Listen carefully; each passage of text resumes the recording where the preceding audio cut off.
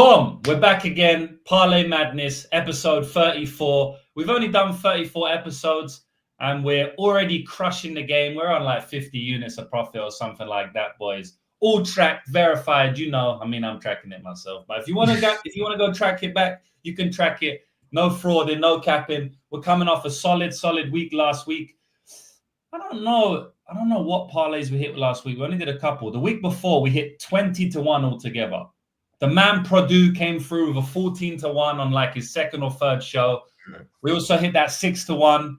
And this time we got UFC 316. And I think we're going to hit a bunch of parlays, man. I feel like this is going to be a big one for us. I'm very much looking forward to the card. Sean O'Malley taking on Merab. We're going to go through the entire card for you guys. We're going to break down the entire card for you guys. I got the coffee delivery right now. You know, I get coffee delivered straight to me. I don't even need to step out of my office because I'm locked in right now, boys. I don't step out of my office. I'm locked in. We're going to break down the entire card and we're going to do some banging parlays at the end. So make sure you stay to the end if you want to see these parlays. Purdue, how you feeling? MMA Jewish better. Yanal Ashmouz, JB, MMA line mover. What's going on, bro? How is my co-host doing today? Woo! Let's go, baby. We here. It's UFC 316, episode 34. Like you said, we already taken over the game. What I need every single one of you to do right now that is watching this, I need you to go to Parlay Madness YT on every single social media platform. You got X. You got Instagram. I need you to go follow it right now. And if we get 100 followers by the end of the show, I don't know. I don't know what's going to happen. Maybe my man James, he'll do something crazy. So let's see how many followers we got right now. And if we get 100 followers on Parlay Madness YT, we're going to get it. And my guy Jorik in the comments, I saw your video grappling. Keep doing this, bro. I'm gonna. JB is making his return this year. He's going to be back. JB looking strong on top, just floating over the hips like water. Water is smooth, smooth is water. Zar, Purdue, Jamie, multiple names for the man. But in my opinion, one of the GOATs came in second, third show, already hit the 14-1. Crazy work, bro. Yeah. Yes, sir. I'm excited. After last week, not a great card. Main event got canceled. I need some good UFC in my life. Good main event. Like, I know people are pissed. Like, oh, he shouldn't get the rematch. But I don't know. I agree, but I think it's a sick fight. Co-main event's not the best, but I don't know. It's way better than last week, and we can gamble on it. So, yeah, bro, facts, man. And at the end of the day, it's one of the closer fights that Merab has had. You know, on his run. It was a weird fight, and we'll get into that later. But it is one of the closer fights that he's had, you know, his last two against Umar and Sean. So fuck it. We've got it. It is what it is. They could put Merab against whoever, and I'm still going to watch. Same thing with Sean O'Malley, man. So I'm definitely not complaining. I ain't one of those MMA hipsters. I'm here hardcore watching every single fight. And we can get into every single fight, and we can start with the first fight of the night. So we have got, let me pull the screen up here so everyone can see. Yeah, this is pack. What pack have you got at the moment, JB? I see you smoking on someone. Yeah. So we got some golf pack. Oh yeah, that was nice. That plus 1200 pack, baby. Rummy's round one. All that round one sub to a T. Hey, and we've been on fire too. We've been calling some crazy plus money fucking bets on this show. So if you've been watching Parlay Madness lately, you are fucking caking. Yeah, like I know we give out parlays at the end of the show, but like, you know, if you watch the show, you're making money. We're giving some crazy calls. Artely money line, Ramiz round one sub. Those are just a couple off my head from last week. So yeah, to all the new viewers, if you are new, don't go putting your life savings on the parlays at the end. Listen, those are long shots, you know. Those are long shots. Listen, and there's still like 50 units in profit or something crazy for long shots. But listen to the actual show and make your bets based on the individual fights. And we may be able to do that here. Marquel Mederos taking on Mark Choinski in the first fight of the night. So Choinski a 9-0 prospect, 8-0 or 9-0, one of them. I can't see it. 8-0. 8-0 prospect. He's coming in. He might just be 9-0 this weekend as an underdog. So I feel like this is an interesting fight to talk about because obviously we haven't seen Choinski in the UFC, right? So it's always hard to judge somebody's level when you only have regional fights of them, especially when they haven't been fighting in the best regional scene. He's been fighting over there with, Anthony Pettis regional scene. And when he hasn't been fighting the best competition, it's always tough to judge the level of the level that they're at, because they could come in and perform how they have been performing on the regional scene in the UFC, or it could just be too much of a step up, too much too soon, and they could flop. And tape doesn't always tell you that, right? People pass the eye test, but tape doesn't always tell you that. So it's going to be very interesting for me to see whether Mark can do what he's been doing on the regional scene in the UFC. Because what he's been doing on the regional scene, it's been looking pretty good, man. The guy's got a collegiate background, so he was a Division 3 All-American, and he's a good wrestler, right? Pretty good takedowns. I don't think he looked like the most explosive or the best wrestler I've ever seen, but he makes it work for MMA. He can string some shots together pretty well. He loves the overhand to double, or he kind of shoots like a double and single at the same time. He's a good wrestler, right? On top, he looks pretty good as well. He can float through positions. I feel like he's a pretty good combiner of the wrestle and jiu-jitsu martial arts. And you can see that he's getting better from fight to fight, in my opinion.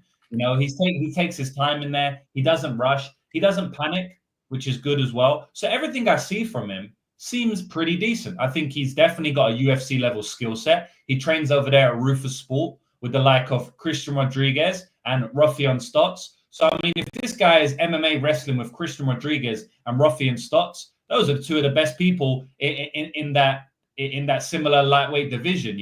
Those are literally two of the best people at MMA wrestling.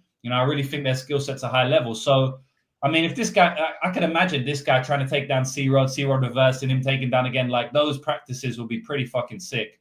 And I feel like he's going to do well in the UFC. Now, how does he match up against Mederos? Well, Mederos is kind of like a pure striker, to be honest. I mean, it's kind of like a grappler versus striker matchup. I will say that Choinski is not a good striker. Even in his last fight that got him into the UFC, where he submitted the dude in round 1, I mean, he's kind of getting bombed on the feet, and he doesn't really look comfortable there. But he doesn't panic, right? He doesn't panic. He takes him down, looks strong on top, ends up floating position, taking the guy's back and submitting him. And that guy, in my opinion, a lot more athletic and strong than someone like Marquel Mederos, right? In terms of the jiu-jitsu, are they better? I don't really know. I don't know that dude. I don't think he's as strong, though. Mederos has obviously got a lot of the striking upside here.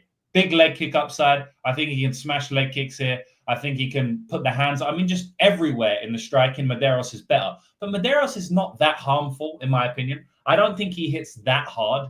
I don't think he's going to just go out there and just knock out Choinski in round 1. I feel like it's going to be a close fight, back and forth fight. At the end of the day, man, Mederos had a 50-50 fight with Austin Hubbard and a 50-50 fight with Landon Quinones. And I believe that those two fighters are on the same level of Mark Choinski, in my opinion. I don't think those two are better than Mark Choinski, really. It's like a similar level, right? It's like lower tier MMA, UFC level. And Mederos could have lost those two fights, albeit he won those two fights, but they were 50-50, man. So Mark Choinski here at plus 180 or whatever the odds are at the moment, I feel like that's value. I spoke a little bit about this one, but JB, how do you see this one? Okay. Yeah, I agree. It's grappler versus striker. We saw in the last fight with Mederos that he almost lost, but in the third round, Austin Hubbard made a bad mistake in the grappling. And I heard a few takes on this week that, Hubbard has better BJJ than Choinski. I don't necessarily like I think Choinski, like you said, he mixes it up really good. I think it's fine. Yeah, what do you think about that? I don't think Hubbard has better BJJ than Choinski. Nah. Okay. So you think it's actually better? Yeah. Yeah, I agree. I think he mixes it better. I think he could find the back position here in this spot. Marquel Mederos likes to give up his back to get up. I've seen Choinski take the back. I think it's possible he maybe gets the mount here, is able to just get on top and win control time there. Like you said, Austin Hubbard, I don't even think he's that good of a wrestler. So this guy at least has some wrestling credentials. Marquel could knock him out, but I don't think it would be with the hands. I think it would be something like a knee up the middle, maybe a high kick. I like Choinski here. I took him at plus 200. Like you said, grappling upside here. And, just about the fight itself, Marquel Mederos, like you had said on your stream earlier this week, and we just heard the news, he was sick a couple weeks ago, and now he's taking this fight. So, yeah. Yeah. All those reasons, I'm on Choinski, and I think he could maybe get the finish or win a decision. Yeah, that's a big point that I forgot to mention. Mederos was meant to fight last weekend. He pulled out of the fight via illness, and he posted on his Instagram, and I said this on my man Hey Jive stream live, and I'm going to get it up right now. But just before I get it up, Purdue, what do you think about this one? Similar to you guys, I think Choinski's solid, like well-rounded. Like I know he's only 8-0, but he seems pretty calm in there, pretty like experienced. And I feel like he's the better grappler. Obviously, Mederos, like the more athletic guy, better striker, but I don't think he's super dangerous, like you said. I think there's potential, backpack, top time, potential submission for Choinski.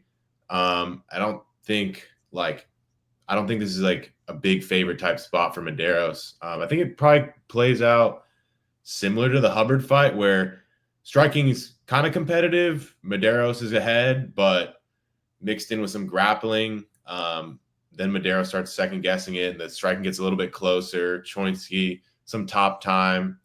And yeah, I don't know how you get past like 150, probably 150, honestly, is like the most I'd go for Mederos, just because I don't know if he's going to finish him. So yeah, I took some Choinski plus 250. I don't think the over is too bad. I think it's minus 155. Just because I think Mederos, I think more than likely it's a decision, and then Choinski maybe he submits him, but I think I lean decision there also in a Choinski win.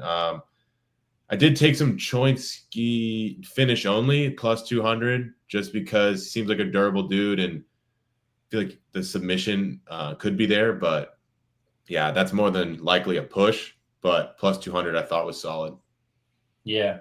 Yeah. And the thing about Choinski is we just don't know his level, right? This guy could go out there and dominate Mederos. I think it's possible that he could dominate Mederos. And he's plus 270, then dropped to plus 200. Now he's like 180 or something. I think he's like plus 165, if I'm not mistaken. Yeah, it makes sense. I didn't check it this morning, but it makes sense. Like, he could dominate at that price tag. I don't know if Mederos can dominate, man. I think maybe it could be a step up in Mederos maybe finishes him, but I don't think even in a finish, I don't think it'll be a domination. So I've got Mederos' Instagram up here, right? And this is what he said.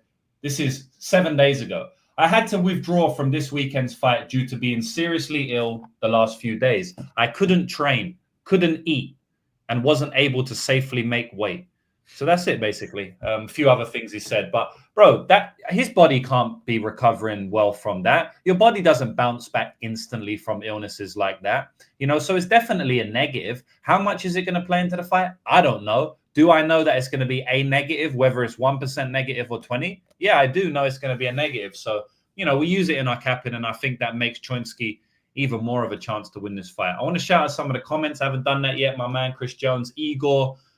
Bro, come on. Don't worry, man. This event is going to be a good event. We're going to cash on a lot of maybe if you mean by upset, if you mean underdogs, say no more.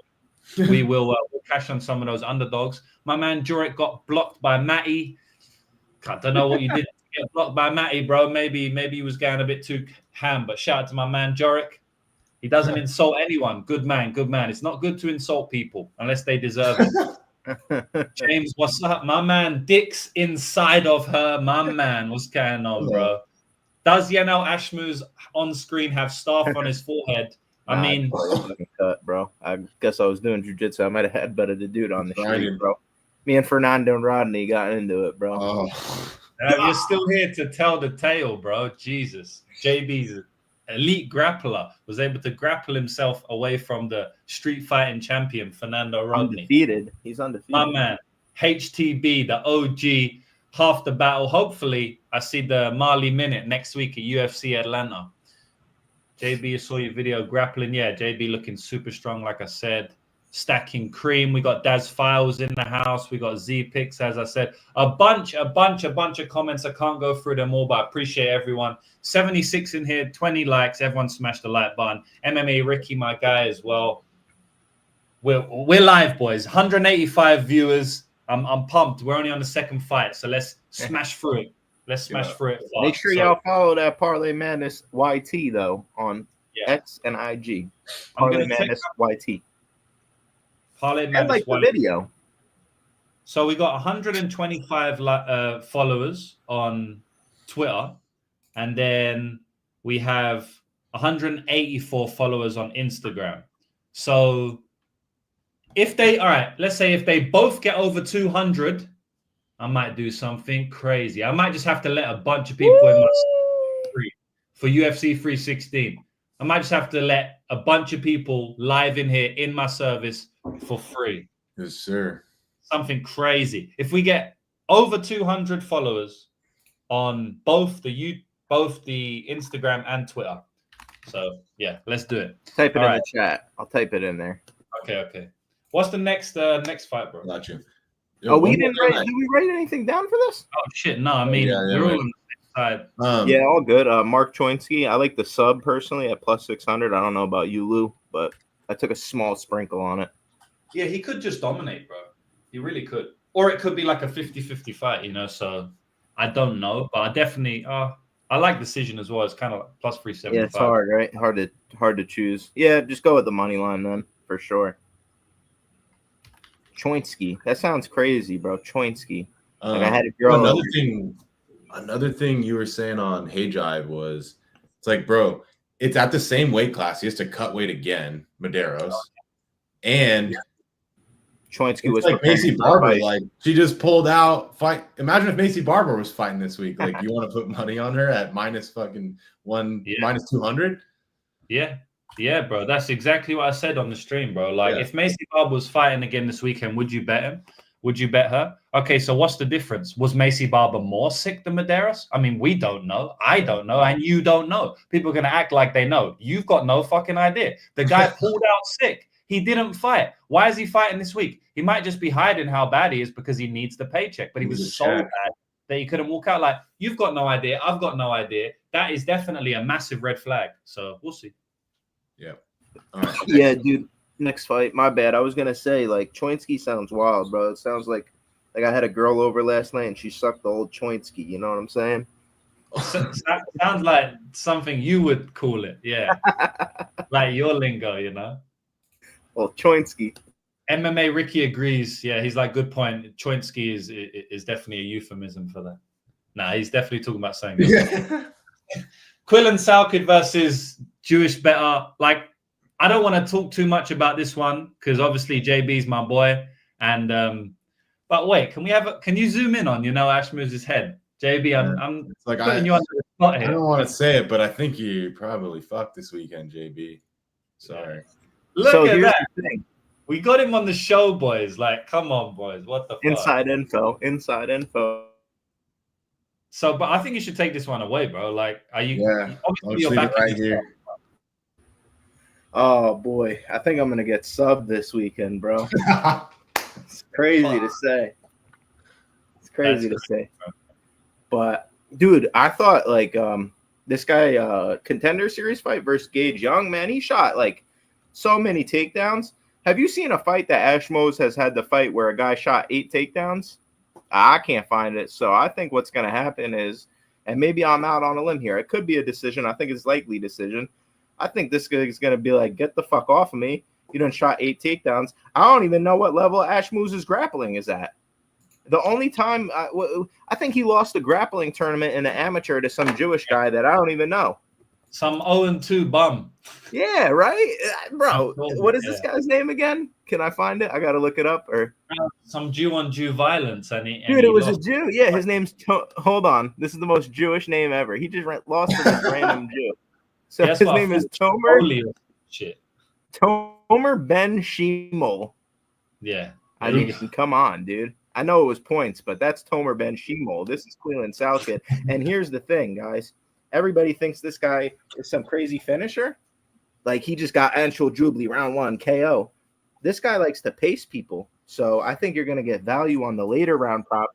And I don't think he's some knockout artist. I think he's a better grappler than he is a KO guy. So I think you're getting a discount on the sub here. 2-3 plus 1,200 plus 1,800. I even took some Quillan money line, but I don't know how much value there's still on it. I think he rolls here, dude. Unless he gets KO'd. I don't think Yanal's some power puncher.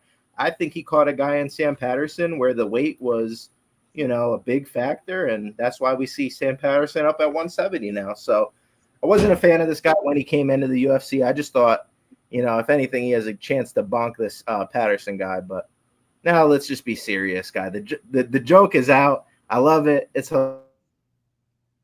hilarious, but I don't think he wins this fight specifically. He has chances to win future UFC fights. Like, great win against Peak, but I don't think Peak's that good.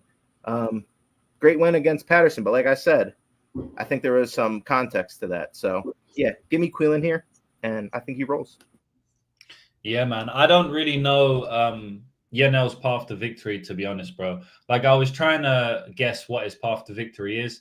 I came away saying maybe he lands a massive shot. Quillan can kind of put himself in danger because he's a bit of a madman. So I guess Yanal could, land something big. But, I mean, outside of that, bro,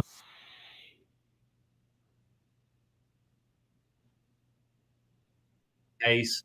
Like you said, man, Contender Series shooting an insane amount of takedowns. It's like 1 minute left in round 3 of that fight, which, by the way, the pace of that fight was crazy. And he's just holding on to the body lock, very strong, letting go of the body lock, clinching Gage Young, kneeing him to the head, going back to the body lock, throwing loads of strikes. Like, literally, I'm going to take you down. Okay, now we're going to strike, bomb. I'm going to take you down again. Okay, you defended it. Now we're going to strike, bomb. And then with 30 seconds left, he takes him down again, takes his back. And, Gage Young's a tough motherfucker. He was able to get back up to his feet, or at least, to defend the back take. But, man, I feel like if that fight had a couple more minutes left, Salkilld could have fucked him up, bro. Salkilld flattened him out, and he ended that fight very strong. I don't know if Ashmouz has that in him, bro. Like, if I remember correctly, that fight ended almost in an arm triangle for Quillan Salkilld. I think Gage Young rolled out of it. But yeah, bro, I could see a arm triangle, almost maybe with 20 seconds left, or arm triangle 20 seconds into round 2. You know what I mean? I could see it at any point. Could I see it in round 1? I don't know. Last time he fought Anshul Jubilee, I bet on round 2 and round 3. And the reason is because I couldn't really see it in round 1 there. Obviously, I look like an idiot now because it was 19 seconds, which is kind of stupid when I had a 2-3 prop on that one. So I don't want to make the same mistake again and play 2-3 and he just subs him in round 1, gets him done. I don't think it will happen. I think decision is more likely than a round 1 finish. But at the same time, how cute do you want to get, So, yeah, that's the way I think about the fight. I think Quillan's going to roll here. I just don't know Yanal's path to victory. I love the sub, like you said. I love sub 2-3, and I like the money line. Yeah, he could do it in 1 round. I think that's a good point. Something I was thinking about, while you were talking, actually. So, yeah, maybe I'll just sprinkle the sub, you know what I'm saying? And then play the sub 2-3 also. That way I'm not fucking holding my chips wow, I'm an idiot. He did it again. So much lately. So Jasmine Jazadovicius against Jessica Andrade. I heard her 2-3. She finishes in round 1. Marc-Andre Barrios against Bruno Silva. I had him 2-3. Finishes round 1. There's been others. Quillan Salkilld against Anshul Jubilee 2-3. Finishes round 1. It happens all the fucking time, bro. So yeah, I don't think it'll be round 1, but you never really know. Submission is plus 300, which is a good line in and of itself. Purdue, what do you reckon, bro? Pretty similar to you guys. I lean decision just because Yanal's pretty tough. He's got some heart. But I do think the value's on the sub. Yeah, like you're saying, if you like the sub, just take a little bit of this. If you like the sub 2-3, definitely just take some sub and then sprinkle to 2-3. Yeah, even though I lean decision, I think the sub is a little value. Like you said, I don't really see how Yanal really wins this in a decision specifically. He can meme bonk him, but you could say that about any fight, really. So yeah, I think Salkilld should be big favorite. Early prices were nice. And yeah, he's just better everywhere. Good cardio, bigger. It's just a tough matchup for Yanal. Even though, lean decision, but he could just finish him with skill gap. Like he could hurt him, club and sub. Like he's just better everywhere. We look just alike, bro. I could see you now shooting for a takedown as well. Like, I mean, you know the game plan better than me, JB. But if you shoot for a takedown, I feel like you could get reversed and choked out, you know. Or maybe Salkilld just got so much gas as a sloppy takedown, and you know maybe you get Brahimajed or something. One thing as well, though, is like Yanal is really tough. We have to give him some credit. He fought with a completely broken arm for most of the fight against Chris Duncan and didn't get finished. And Chris Duncan's, I'm not saying he's the best finisher, but like he's got pretty good pace himself. But he was just like kicking from the outside there. I guess he didn't want to get close for whatever reason. I don't know. But I also don't think Yanal even hits that hard. Like we speak about mean bonk. I don't think Yanal's this crazy knockout artist. He knocked out Patterson. All his other knockouts are on the regional scene, right? And all his other knockouts are from like ground and pound. They're not even from knockdowns. So it's like, I don't know if this guy even has the power to KO Quillan like consistently, you know? So I think the market overrates his power, honestly, since the Patterson win. Yeah. Like I don't think this guy's good, honestly. And shit, bro. Yeah. We'll definitely write Quillan sub down. What's his money line? It's 600, I think, or 550. Okay. I mean, I'll just write it down. Just there's a piece. Yeah, do it. You said it was like plus 300, right? Sub. Yeah. All right. Yeah, about that, whatever. And then sub 2 is that's 2-3. That's nice.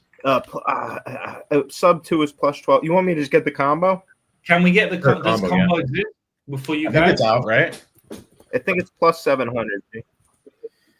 That's the same. Yeah, I think it's plus 700. So write that down, and if it's not, nice. Same price as Gomez KO. So you gotta take that. The Purdue hit 2 weeks ago. So I like that plus 700 number. Well, yeah, it did happen.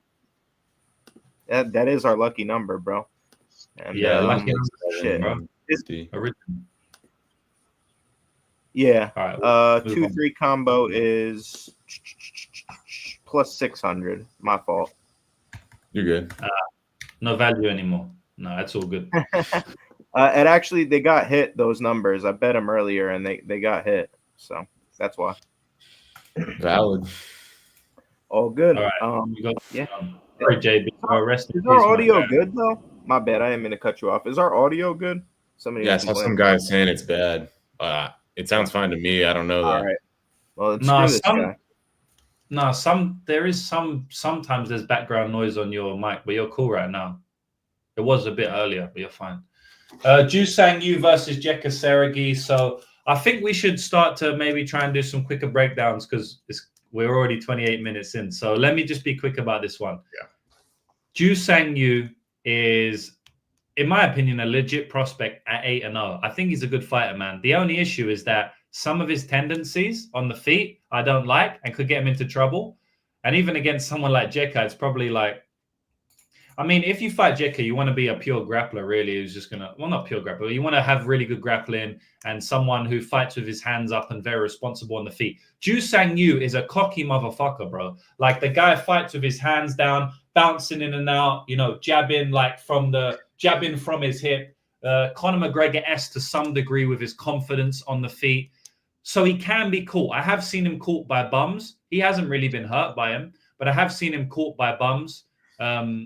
If Jeka catches him, it could be lights out. I mean, Jeka hits fucking hard. If you play Jeka round 1 KO 17-1, I don't mind it. 17, 18s or something. You probably get some 2000s. But at the end of the day, man, I think Jusang Yu's so much better than him, bro. I think Jusang Yu's way better than him on the feet, way better on the feet, and way better in the grappling. I've seen Jusang Yu grapple fuck guys before. He doesn't primarily like to do it. He is basically a pure striker. He loves striking. He's just so confident there. But he can grapple pretty well. His issue is his defensive grappling, and we don't need to worry about that against Jeka. So we definitely don't need to worry about that against Jeka. I mean, I put it yesterday, and no disrespect, but like I know part-timers at my gym that would run through Jeka, and so do you, JB. Jeka's just not a good grappler. He just doesn't train much. It's fine. Like he's a good MMA fighter. He hits hard. He's just about a white belt or a blue belt. It is what it is. There's lots of blue belts in the UFC. It just is what it is. right? And I think Jeka is one. So I feel Jusang Yu can take him down, run through him, submit him with ease. And that is my prediction. Jusang Yu via submission. Jeka's got meme potential here because he hits hard and he does fight with his hands down. But outside of that, I think he's going to get ran through. And I'm actually excited to see what Jusang Yu can do in the division because I think he's a good fighter. JB, what do you reckon? Yeah, Jew sub. You got to go with the Jew by sub, baby. Oh, yes. It's the bet of the week, right? I mean, dude, Jeka is a fish on the mat. I see some people taking the Jeka round 1 KO. What's that at? Plus 2,300 on FanDuel. Woo! Whoa. I don't hate that. No. I don't hate that at all. But yeah, that's my prediction also. I think he subs him or ground and pound KO. I think it's likely sub, something like an arm triangle. I like the way he gets control of the upper body, uses it to pass guard, gets in dominant position. I don't think Jeka is going to be able to keep up with that. Maybe what's round 1, Jeka? Just round. Oh no, it's that KO. Oh, round 1 Jeka straight up. Yeah, in case he like club him subs him, he has like 4 subs on the record. Plus 1,600. No. It's not that big of a difference. I thought if it was like plus 2,200, you know what I'm saying? Yeah, you just take the but it's plus 1,600. Just take the round 1 KO. Like, yeah, I had that versus fucking Lucas Alexander. Beautiful. So, I mean, how do you not run it back though? I mean, he's clearly capable of doing it. If he doesn't get his takedown, he's alive. He's explosive, and it's just I think the number's wrong. But yeah, I do too. That's all I got.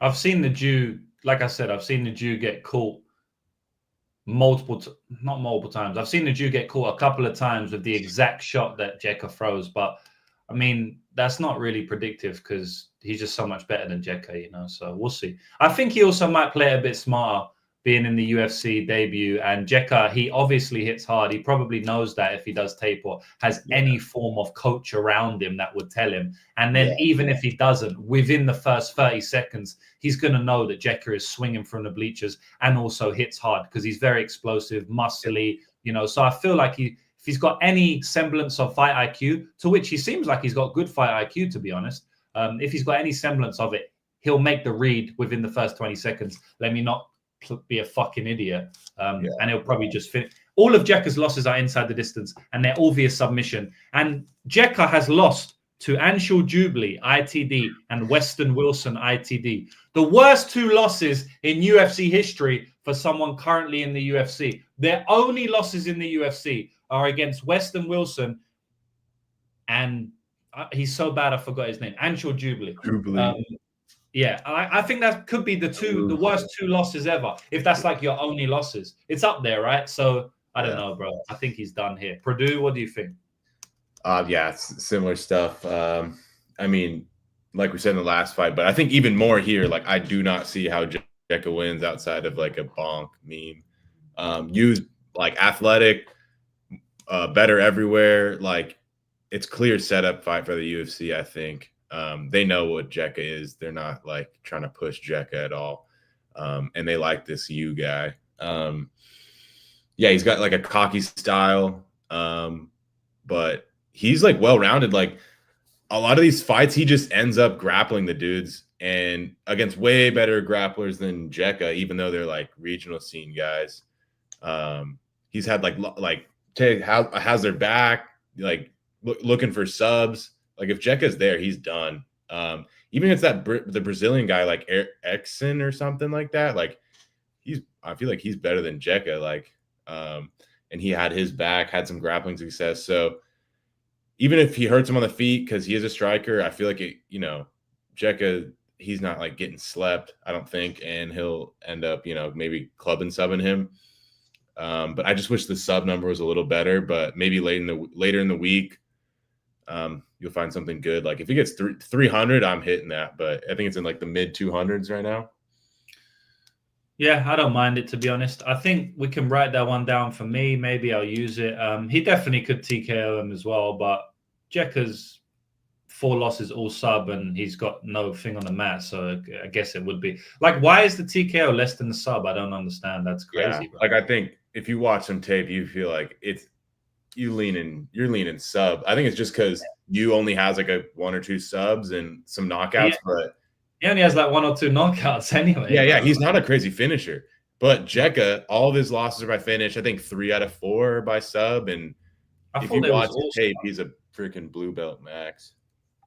I thought there was all sub, but yeah, I mean 3 out of 4. Yeah. But yes, add the sub, maybe the fight doesn't go, the under 2.5. Yeah. All of that is good, I reckon, bro. Mm-hmm. What is it? Plus 260. Oh no, Jubilee ground and pounded him. I thought he arm triangled him. You know why? I bet on Jubilee sub 2-3 at like 66 to 1 and like 100 to 1, bro. Yeah, I bet on Jubilee. And he had him in subs, bro. Like he had him in an arm triangle that didn't. In my head, it finished him with it, but he definitely didn't. Fuck, that was so sad. That sentence should never be said, bro. Like if that's like the level you're at, you're probably gonna get subbed. Yeah. Yeah, Jubilee fucked him up on the map, bro. Jubilee fucked him up. Jubilee's like more of a striker, bro. Should never be said, bro. He trains in India, bro. It's just like should never be said. Yeah, it's a bad one. All right, sub doesn't go. Yeah. Good. Yeah, sub doesn't go. Yeah, I guess so. All right. Cool. Wang Cong, my GOAT, my absolute GOAT. I think Cong Wang's fucking legit, boys. Like, I've been saying it from day one. She lost to Gabriela Fernandez. I feel like she's minus 1,000 in that matchup, in my opinion. Whatever, come at me. That's what I believe the true line is. I just think she's a really, really fucking good fighter, man. I think she could challenge for the belt one day. I think that Wang Cong fights for the title. I'm not calling top 15, top 10, top 5. I'm calling title challenger. So there's not much more to say about this one. Like I said, I want to keep the breakdown short, so I will with this one. It's easy. Wang Cong is going to fuck up Ariane Lipski here. I think she may finish her as well. That's it. JB? It's live. I don't hate fight doesn't go. I do think Lipski could possibly look to take this fight to the ground. I do think Wang Kong's takedown defense is solid, and maybe Lipski isn't the best wrestler, but I think her wrestling has improved as of recently. We haven't gotten to see it versus like Karini Silva. That was like a pretty rough fight for her, but Karini's a solid grappler, and so is obviously Jasmine Jasdavicius, very good on the mat. Wang Cong, 34. Lipski, more experience at the UFC level and just in general. If this fight hits the mat, I just think she's live for a sub, plus 1,600 on DraftKings. I took a sprinkle on that because I just think, she's gotten the arm bar versus Casey O'Neill, who's a good grappler. Who's the knee bar. All right, Carolina's not the best, but neither of those girls have been submitted, I think, in the UFC, other than those losses, if I'm not mistaken. I know we think of Carolina as this like terrible grappler, but I don't know if she's been submitted. I know she's been knocked out, but I don't remember her being submitted again. So Lipski's got some level on the ground, and I just don't know what Wang Kong's level is on the defensive. If she gets Ariane Silva on her back, like, have we seen really extended periods of Wang Cong grappling versus actual? No. So yeah, that's where I'm at with it. I understand like Wang Cong should definitely win this fight. She's absolutely the better striker. The reads she makes on her feet are going to be way better. Silva leaves her head on the center line. She's way slower fighter here. But man, Cong didn't knock out Brazil. If Lipski could just get to an exchange here, and I do believe Cong Wang can slow down a little bit the later the fight goes if she faces adversity. I think like that's kind of what happened versus Fernandez. She gets a little bit cocky as the fight goes on. I think she could just kind of, maybe it was a loss of focus. I'm not sure exactly, but yeah, I do think that was a bit of an outlier. Fernandez could crack though, right? But yeah, more so just grappling upside for Lipski me here because I think she has skills on the mat, and I don't know where Wang Kong's at. For me, I'm a grappler, bro. So those are the edges that I look for, and yeah, Silva sub. I think Wang Kong's a better wrestler than Lipski. What do you think? Yeah, but I don't know if the fight hits the mat. Like, what if Wang Cong shoots a takedown? She's done it before in her fights. I think she finished. I think she can finish Lipski on the mat. Yeah, bro. Yeah. Have you seen Lipski? She get finished by a pure way more of a pure striker than Wang Kong in Valentina's sister. But that was a long time ago. I think she's It improved. was 5 years ago. It was 5 years ago, but it was Antonina Shevchenko. And Yeah. then she got finished on the mat again by Montana De La Rosa. And she got finished on the mat recently by Jasmine Jazadovicius. So, yeah. Jasmine's really good, bro. Who's Jasmine not like fucking up right now? No, I'm just saying she gets finished all the time, you know. Yeah. She got finished on the feet by Priscilla Cachoeira in like 60 seconds. Fair enough. No, I think on the feet that could definitely liable. You know what I'm saying? I'm just saying if the fight hits the mat, plus 1,600, what's that? Like, I think there's got to be value. I think if Wang Kong's on her back, that's what we don't know, you know. But I feel like Wang Kong on top, she's pretty soft. She's very strong, bro. Extremely strong. She has got submissions on her record. She's submitted girls before. You know, I don't think she's a fish. She got multiple takedowns in her UFC fights already. She's defended multiple takedowns in her UFC fights. Yeah. You know, she took down Bruno Brazil. So I think she could take down Ariane Lipski. But I do know what you mean because we don't know her jiu-jitsu level. That's the issue, right? She could be pretty bad. She seems decent, but she could be bad. So I understand. She's a 34-year-old kickboxer. Like, what do we... I think she's 33, bro. And her birthday, and I only know this because her birthday was close to mine. Her birthday is May the 15th, which is 2 weeks before mine. And that was only 2 weeks ago. So actually 2 weeks ago, she was 32, bro. Yeah. So 2 weeks ago, she was 32. So she's in her prime now. And that's at the women's MMA as well, which I believe your prime is a little bit later. I mean, we just spoke about Jasmine Jazadovicius. We got Valentina Shevchenko as the current champion. We have Kayla Harrison coming up as the next champion. I think these girls are all, you know, in their older age. Whereas in the men's MMA, it's like 27, 28-year-olds, 29-year-olds dominating, like Ilia Topuria and people like that. So, yeah, bro. But, no, I mean, I'm not going to fucking hate on a 1,600. Cool. But I'm a bit of a stand for Cong, bro. So I'm going to talk shit. You know what I mean? Like, sorry, bro. All good, my brother. I love it. Yeah. She should win, right? She's the minus 700. Okay.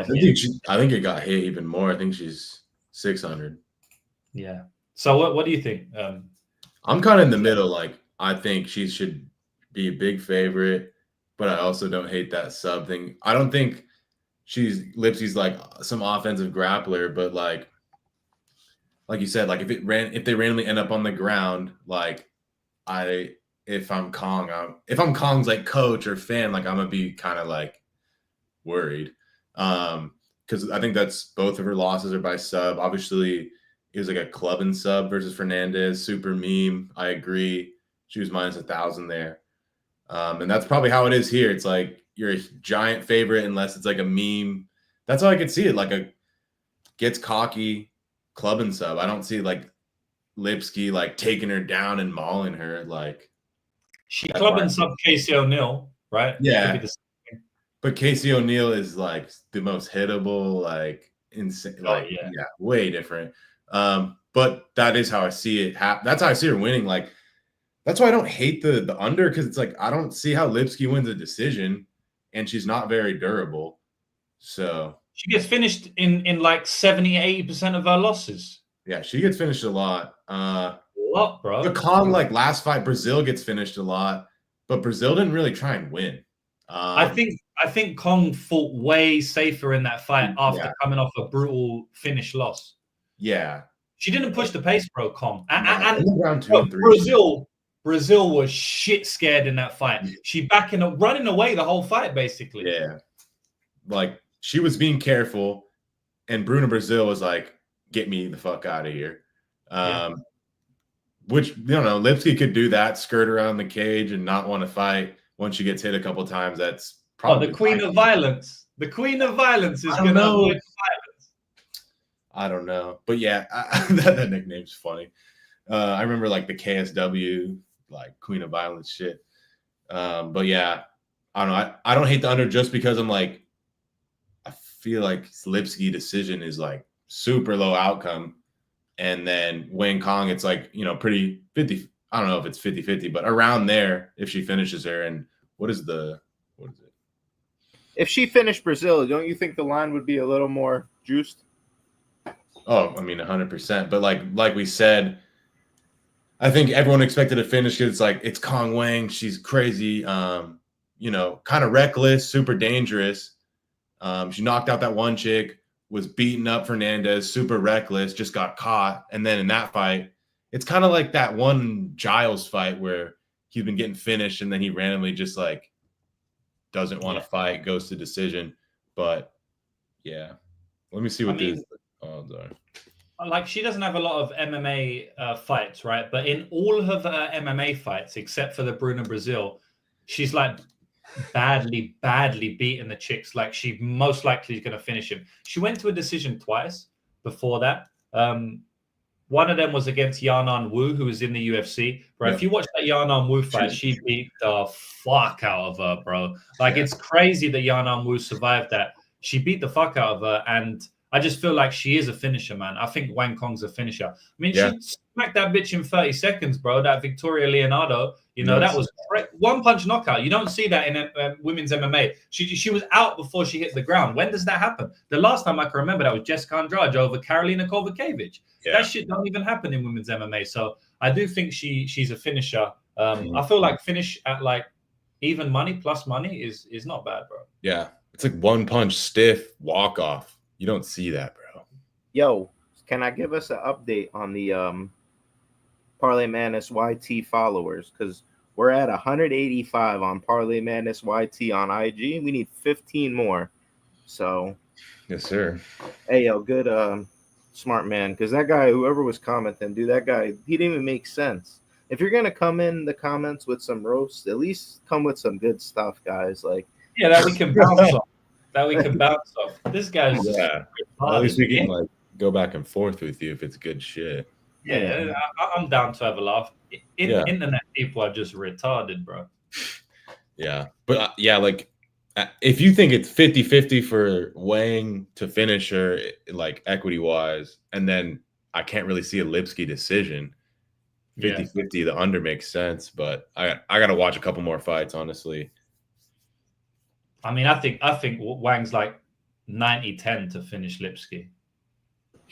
Like the finish only line, or yeah. Let's see what that is. Yeah, I mean, the thing is, how does Lipski win a decision? Nah, she can't. Minus 400 is low key cheap. Yeah, I mean, I personally think it's 80% of the finishing equity comes down to Wang, in my opinion, because I just think she's gonna smash it. Yeah, I think we're coming to the conclusion that Lipski's pretty fucked. Yeah, she needs to finish ITD to win, I guess, but we'll see. If Wang loses again, I'm gonna just stop talking about Wang because she's dope, bro. Yeah, but if she loses again, that's okay. Well, I can forgive one, but I can't forgive. I can't forgive two memes because then you're just a meme. Then you're a meme taker, So what do we want to write down?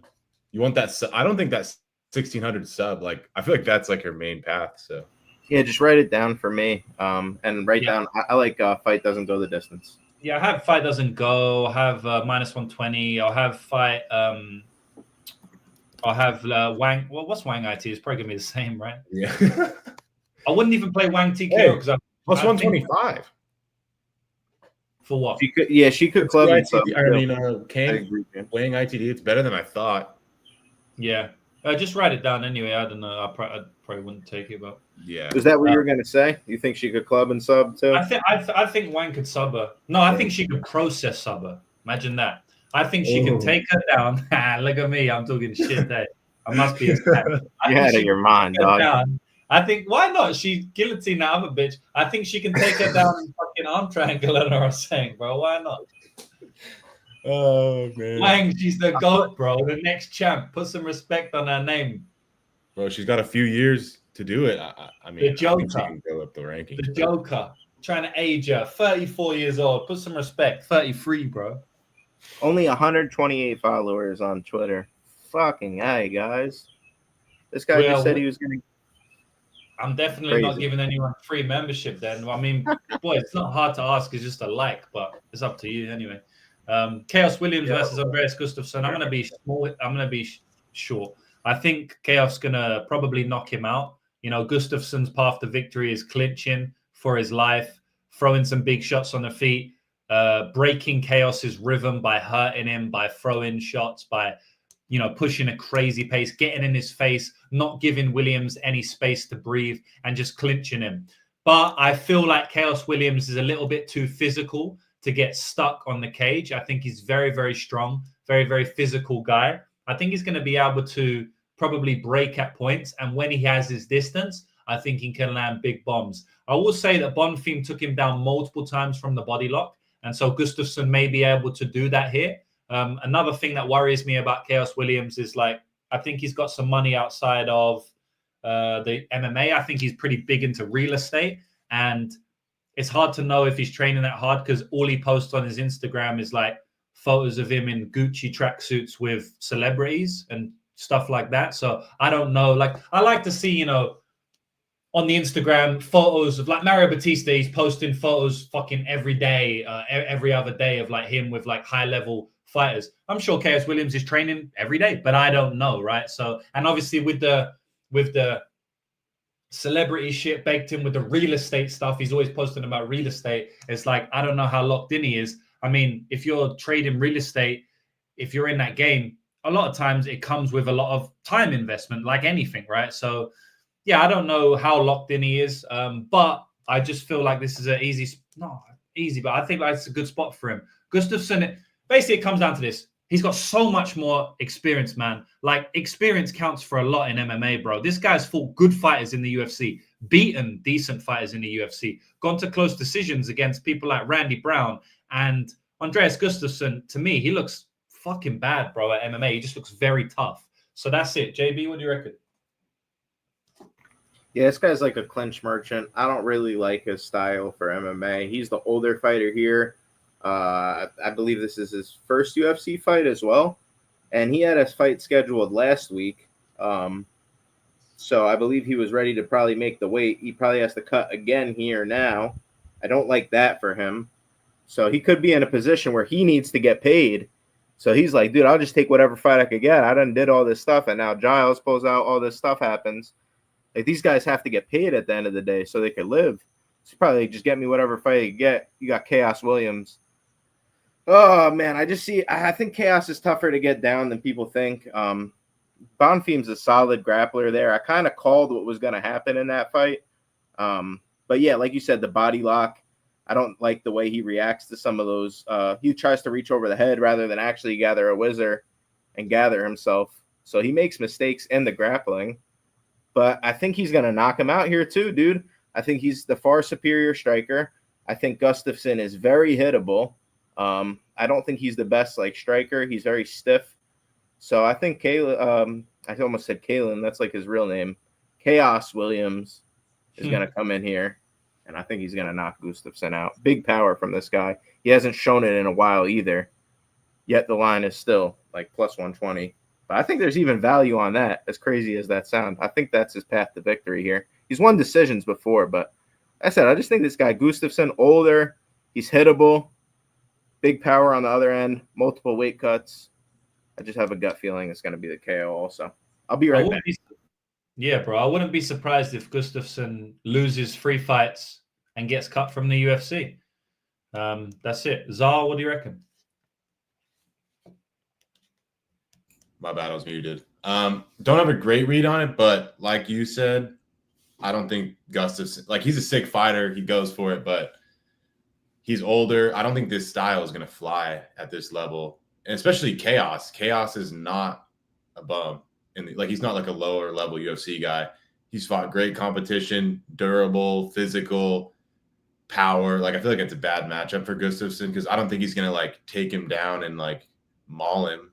Maybe if he clinches him up for the first, round and Khaos slows down, but I don't know. I think Gustafsson's like got to be in close the entire fight to like stay safe. And I don't know. I think he gets clipped too much to like have success against a guy in Khaos when I don't think he's actually going to get takedowns. Yeah, maybe it's like his Contender Series fight where he just like the guy cannot get out of the clinch. But I don't know. I think Khaos is way better than that guy. Way more durable, way more powerful. So I think he probably knocks him out. But Gustafsson is tough too. Yeah, don't have a great read, but I agree with you guys.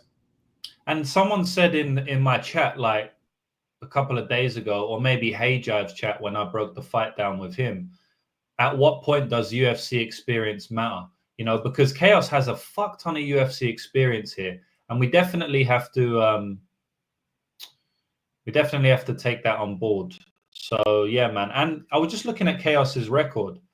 Let me just get it up. And you know what? It's got some good wins, man. So he's beat Alex Morono, KO, 27 seconds. Abdul Razak Al Hassan, Matthew Semmelsberger, forgot that fight even happened. Miguel Baeza, Rolando Bedoya, Colston Harris, like pretty good fucking wins, man. Those are his wins, you know, pretty good fucking wins. And his losses, Michel Pereira, it was super close at points. Randy Brown split decision. He dropped him, hurt him, close fight. And then Gabriel Bonfim, he got rammed through. But fuck, bro, that's a pretty solid UFC record, you know? Yeah. Damn. Yeah, I knew he like had some losses, but I forgot like his other than the Bonfim fight, like those are super close fights to good guys. Yeah. So yeah, man. I mean, at some point that counts for something. And yeah, let's see what happens. Yeah. We want to write anything? Yeah, right. Khaos money line for me. Khaos KO maybe. Buzz Sawyer saying I think Gustafsson beat Christian Leroy Duncan in amateur. I didn't even know that. Yeah, I didn't know that. That's kind of crazy. Probably just mauled him. That's pretty mad, bro. I'd like to see that fight. Yeah, wait. Can I peep? Let me see. I'm not gonna watch it, but no, he's right. He did. 2018. 2018, not that long ago. I mean, it's kind of long ago. Oh, and this guy, I've heard of this guy before too. He beat him. Shit. Oh, Luciano. Yeah, Luciano's that wrestler. Hamburger. Isn't he? Yeah, amateur's weird though, you know, because it's 3-minute rounds. Guys get better. Yeah. Fights get stopped like earlier. Yeah, this guy's a decent KSW guy too. With IMAF, so I've had a couple friends who have fought at IMAF. It's the International MMA Championships. It's the one like Mokaev won and stuff. Yeah. And that you fight like one day after each other. So it's very weird. Like you'll fight and then the next day you fight again, and the next day you fight again. It's gloved up, shin pads, glove. I can't remember if it is. I think it is. It's shin pads, like bigger gloves and stuff. So you know, we have to like that's different, bro. Like Khaos hitting you at IMAF versus Khaos hitting you in the UFC, very different. Yeah. Yeah. And this is true here. They're impressive wins, but you realize they were 22, 23, and Gustafsson was late 20. Yeah. So yeah, that's that's definitely something to take on board as well. But yeah, I like Khaos, man. It is what it is, bro. I can only go on what I've seen, you know, recently in the last few years. And Khaos is just such a level above, man. Record is record in the amateur, but this is a different game in my opinion. Yeah. Luciano's a good grappler though. Subbing that guy, like it's hard to picture that from Gustafsson. Yeah, armbar amateur, well. Bro. Guys change gyms. It's just like but how old was? I know. Luciano? I'm just saying, like he probably was grappling for years by that point. Yeah, I don't know how old Luciano was in 2018 though. Yeah, he was probably hella young. Do we want KO? Anything else? No, it's all good. Yeah, it's weird. He lost a decision in KSW against a guy who's like 10-10, you know. So yeah, that like he was like I don't know if he was Olympic, but he was like a really good wrestler, and he kind of just like grapple fucked him. Yeah, but it's it's like that guy. Yeah, 10-10 guy. It's just interesting, you know. Yeah. All right. Yeah, we'll see. Next one. Yeah, bro. I bet. Oh, here we go. I like Waldo in this spot personally. I think Sergei Spivac is someone that you can never trust, especially as a favorite. And the reason is because Sergei Spivac has quit multiple times, and we've seen him shell up to punches, which is a very bad look, especially in the head. Can I say something real quick? This man got armbarred in heavyweight MMA. How can you trust a guy who got armbarred in heavyweight MMA? I'm not saying he can't win, but you could bet that at chalk. Like, come on, that's crazy. Have you ever seen a heavyweight pull an armbar off like that? He armbarred Tabura, which was insane. Fabricio Verdum. Fabricio Gustafsson. Verdum. Who? Gustafsson. Didn't he do that when Gustafsson was old as shit? And Fight Island, COVID, he armbarred him, I think. Yeah, I actually bet on that. I bet on. Correct. Yeah, I forgot. I thought Spivac was the one who. It was Tybura who got armbarred. Yeah, he armbarred Tybura. Yeah, you're right. That's hilarious. That's cooked. I bet on Tybura there, and I was like, "What the fuck is going on, bro?" Like, I thought we were cooking. I can't believe what I'm watching. And to be honest, man, if you look at their first fight, like he's kind of just getting dominated in those positions, and then now he wants to pull out an armbar. But yeah, it's very random. But man, I've seen, like I was saying, bro, I've seen Spivac shell up to these punches. Jolton Almeida had him done on the feet. You know, the striker Jolton Almeida was landing the big shots on the feet. I mean, it's just not a good look in my opinion. Sergei Spivac has the grappling upside here for sure. You know, he could take him down and maybe do something. But man, at the end of the day, I honestly feel like Waldo is one of the toughest guys in the heavyweight division. You know, we've seen it in his fight with Thomas Peterson on the regionals, which is actually a comparable fight to this one because he got grapple fucked in that fight. It's not even a great look for Waldo in that fight because he got grapple fucked bad. And then round 3, though, he's still there. I honestly feel like this could look similar to that fight where he gets taken down, he gets mauled in round 1 or something, but he doesn't get finished. And I am predicting Spivac to not finish him. I think Spivac's a good finisher, but I also don't think he has the best control. And I also I don't think he has like a good back take or anything like that. You know, like he kind of he's a heavyweight, you know, so these heavyweights, they don't have back takes and stuff unless they're Jolton Almeida. For the most part, they're kind of just wrist riding you, body lock, tripping you over, is chest to chest, mother's milk, you know, like suck my tits, get submitted, I'll elbow you in the head, whatever it may be. So that's the type of like grinding game that Spivac has. I don't think he has this elite jiu-jitsu where he's just going to control so well. Like he'll move into top position and stuff like that. But I feel like Waldo could potentially get up a couple of times. And I also just trust him to survive. And I don't trust Spivac to survive. I feel like Spivac could be dominating this fight and he could lose. If Waldo is dominating this fight, he's not losing, bro. Like he's not losing. So there's just so much more margin for error on the Waldo side, right? Like after round 1 as well, Spivac gas is bad. Spivac's got a bad gas tank, man. Spivac, the only time Spivac looks like he's got a good gas tank is when he is getting no resistance from his opponents, right? Or his opponents are so terrible. Every fight that goes late, he gasses out. He looks like he don't want to be there, like in a Tybura fight, like in the Alexei Olenek fight. Like outside of those fights, bro, outside of the fights where he's just completely dominating, he gasses out. Waldo has elite cardio for the division.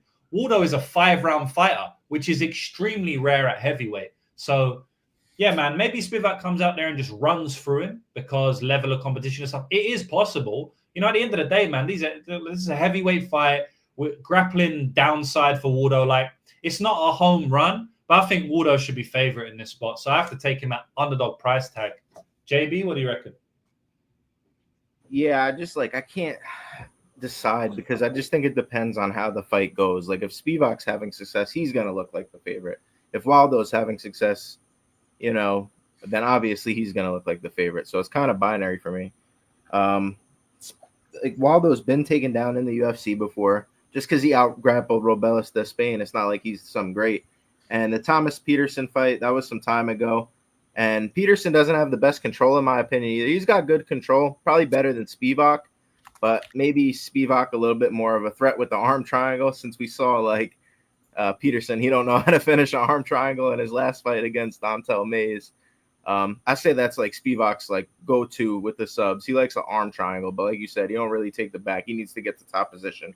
And he will take you down and let you get back up and then take you down again and let you get back up. We even seen it. So it's not impossible. Like that could go both ways. It's a grinding style. Maybe Waldo doesn't get up the 3rd or 4th time, right? Like he just wastes energy on get-ups and Spivac's able to just keep the rear waist body lock and mat return him like he did to, what's his name, Derek Lewis. But then you could say on the other end, like Derek Lewis was able to get up, 6 times? He had to get 6 takedowns, I believe, in 1 round out of 8 to actually settle Lewis.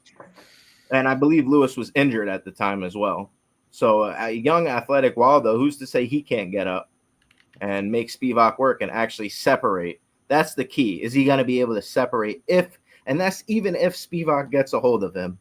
On the feet, I don't like Spivac striking. We saw what Gon did to him. We've seen him get knocked out multiple times now. I was there for the plus 300 KO on Gelatin, and I think it's live here again, bro. This guy used to be a fucking baseball player. He was pitching he was pitching fastballs 150 miles an hour. So to say if this guy connects on your chin, he can't put you out. I mean, that's kind of wild, especially when we're considering it's Sergei Spivac. And look at Spivac's like finished wins. It's a kind of a meme armbar from guard. He finished like tied to Avasa, whose grappling is kind of poor.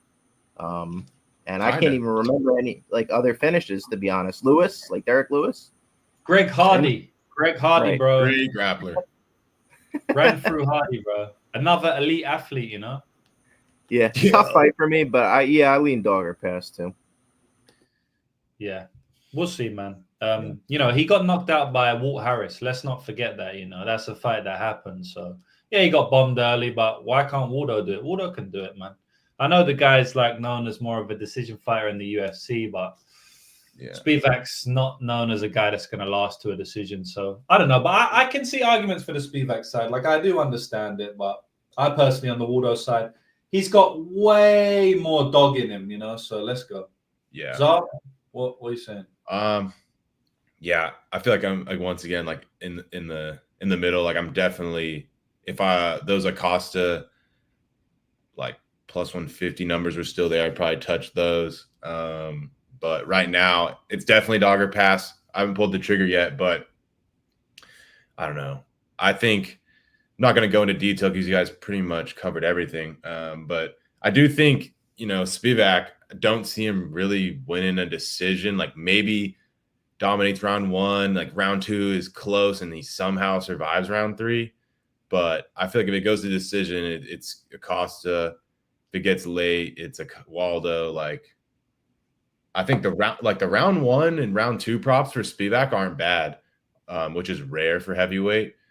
His ITD is like under 200, but his round 1 props like plus 600, round 2 prop 850. Yeah, I'm kind of might go Waldo money line and then sprinkle that. I think Waldo decision plus 600 is also kind of nuts. I definitely favor KO just because it's Spivac, and like I think 4 of his 5 losses are by KO, but they are against really good dudes. But the Jailton one, that one's bad. So yeah, I think those what I'm looking at is Waldo money line maybe. Spivac early props, and they're surprisingly good on Bet Online, which is scaring me. So maybe I won't do that. And then Acosta maybe decision sprinkle or round 3 decision prop, something like that. Yeah, bro. I think it could come any round for Acosta, honestly, dude. Like, yeah, for sure. It's visuals too. You got to go off the visuals. Like when he gets, how does he react when he gets hit? It's just not good. He like kind of wilts. Yeah, and I remember Hey Jive was saying some good stuff. Like he's not getting cold cocked at all. He is quitting. Like he is getting hit with something he doesn't like, and he's folding up shop. And like I know that sounds fucked up for me to say because I would do the same, but like I'm not a UFC fighter, so. Yeah, and Waldo is not doing that, bro. There's no way he's doing it. I mean, Waldo is taking bombs to the face by Lima and leg kicks from hell and just pushing through it. You know, 5-round fight, he finishes Lima, bro. Like whatever, innit? Yeah, probably. But he's probably, bro. Lima's a fucking flake himself, but he just had him outskilled, you know. Yeah, I think Acosta's gotten way better since then, though. Yeah, I think so. We want Acosta money line, right? Or Waldo? Yeah. What's the KO? What's 2-3? I think KO is like in the high 100s. It's just right anyway. Like, yeah, of course. Just in case. Oh, it's that cheap? Oh, I thought it was better number. Yeah, that's terrible. Because he can. That's why I looked at FanDuel and saw 600 decision. Like, Obviously, it's way more likely than a KO. I mean, KO. Yeah, I know what you meant. But Yeah, yeah. Oh, okay. There's some 200. That's not bad. 210, 200. Yeah. That's all right. Money line. It's already there. Yeah. All right, bet. 1, 2, 3. What's NZTD? It's honestly, 200. Pretty cheap. It's all right. It's all right. I just feel like Spivac does over 70% of his win is finish. Probably, bro. It must be, man. Because I I think Waldo's at least 2 out of 3. I mean, when did Spivac have a good round 3? Did you see it? I didn't. It doesn't I didn't exist. see it on Doesn't tape. exist. I didn't see that on tape, boys. Like maybe you did. Can name bad ones. Yeah. Yeah, if he even lost there. He The only thing finished is, like, Acosta round 2, I think. Yeah, 0 resistance, and it still took that long. Yeah. Olenek was kind of piecing him No, out. he was not a good round 3. I don't think Felipe was a good round 3. Yeah. What happened in that Felipe fight? I didn't watch it. It was like kind of close, and then he started mauling him, and then it was just kind of like Felipe was talking shit from his back, and it was kind of boring. I didn't watch it for this fight. I just remember it because it was funny. Yeah, shit was funny as hell. Oh no, 30-26 is 44% of the MMA scorecard. Yeah, so why the fuck was it a majority? Wait, it was majority? Yeah, so one judge gave the first 2. Oh, was that the fight that like ended early or something? Felipe. Okay, so Spivac got a 10-8 in round 3 against Felipe. Okay, there you go. There's his good round 3. Yeah, he just like couldn't get up, but he was like hitting him, but it like Felipe was just like talking shit, just like eating punches, like wasn't trying to get up. It was weird, I think. And for Felipe's getting grappled by bums in ACA anyway. By the way, Felipe's fighting tonight in a few hours, and he's plus 950 in ACA. So I mean, that tells you all you need to know against the grappler, by the way. So yeah. I don't know. I think I might play the Acosta. I don't know. It's weird. I like that minus 200 doesn't go. Sounds kind of cheap, but Waldo decision plus 600 doesn't make so much sense either. Like, I'm looking at that Carlos Felipe plus 950, bro. Should I play that for the vibes? Yeah, I think we should all just hit it.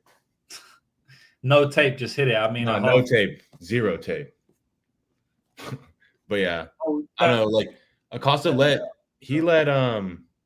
like some not great guys like hang around. Like I think didn't Sherman survive decision?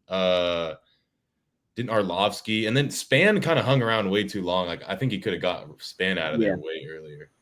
That's facts. But Spivac, it could be like one jab he doesn't like, and he's hitting the deck. Exactly. So I don't know. We'll see. I'm locked in, boys. $100 plus 900 grand return. Let me lock in with you, bro. I'll put $100 on that. Carlos Felipe, $100 to return a grand. Did you move the line by 200 cents on Bet Online with $100? Yeah, probably like fucking. Yeah, it's probably like pick 'em now, bro. Dude, honestly, you mushed it, bro. That shit, I wouldn't be shocked. All right. Next one, I wrote down Waldo and Waldo KO. I'm gonna write down that doesn't go. Just yeah, fuck it. Just so we got it there. You need some legs. Waldo not a finisher. I know he's not really, but Spivac is a finished. Matchup matters. Yeah. All right, Murzakanov versus Ribeiro. Zar, go first on this one, bro. Like, what do you reckon about this one? On this one, fuck. I don't have a huge opinion on this. I think the early line on Murzakanov was decent. I think he should be at least minus 500, 550. Ribeiro, like, yeah, he's a super dangerous guy, but I don't know. He's gone to decision with some guys who are not very durable. Murzakanov, super skilled, he's getting old, but he's still really fast and dangerous. Yeah, I think he knocks him out honestly, it could be like a round 2 knockout. Like I'm not super confident it's like a round 1 dust, like he dusts in round 1, just because I think most of his knockouts come later. Murzakanov, but Ribeiro's chin is not great. And I don't think Ribeiro is going to have grappling success. So I think he probably gets knocked out. Maybe I'll look at the round 2 prop, but because Murzakanov's such a big favorite, I don't think it's going to be great odds. But yeah, I'm calling like a round 2 KO Murzakanov probably. Yeah. I mean, I think Murzakanov's going to knock him out. I think that the way he throws his punches, and he's actually a little bit deceptive with his speed and his range control and his distance management, and like when he's going to land the shot, you see it catches a lot of people off guard. They don't think they're going to be hit, and then they're hit.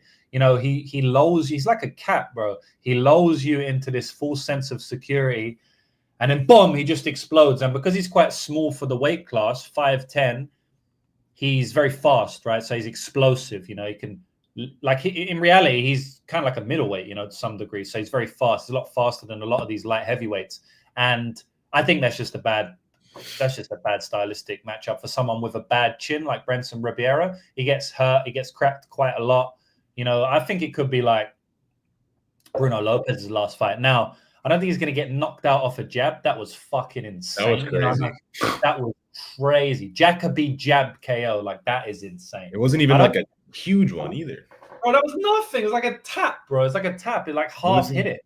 It was like he was just trying to find his range. It wasn't even like a strike. It was like what's Ikram versus the Brazilian dude, but I could tell he was actually hurt by it, like bad, which like is crazy because like the Brazilian guy, I don't know, he definitely was hurt by it, but Lopez was like rocked bad by it. It was done. That was the KO, bro. Like, yeah, obviously it didn't finish right then, but I mean, that was locked in with you, bro.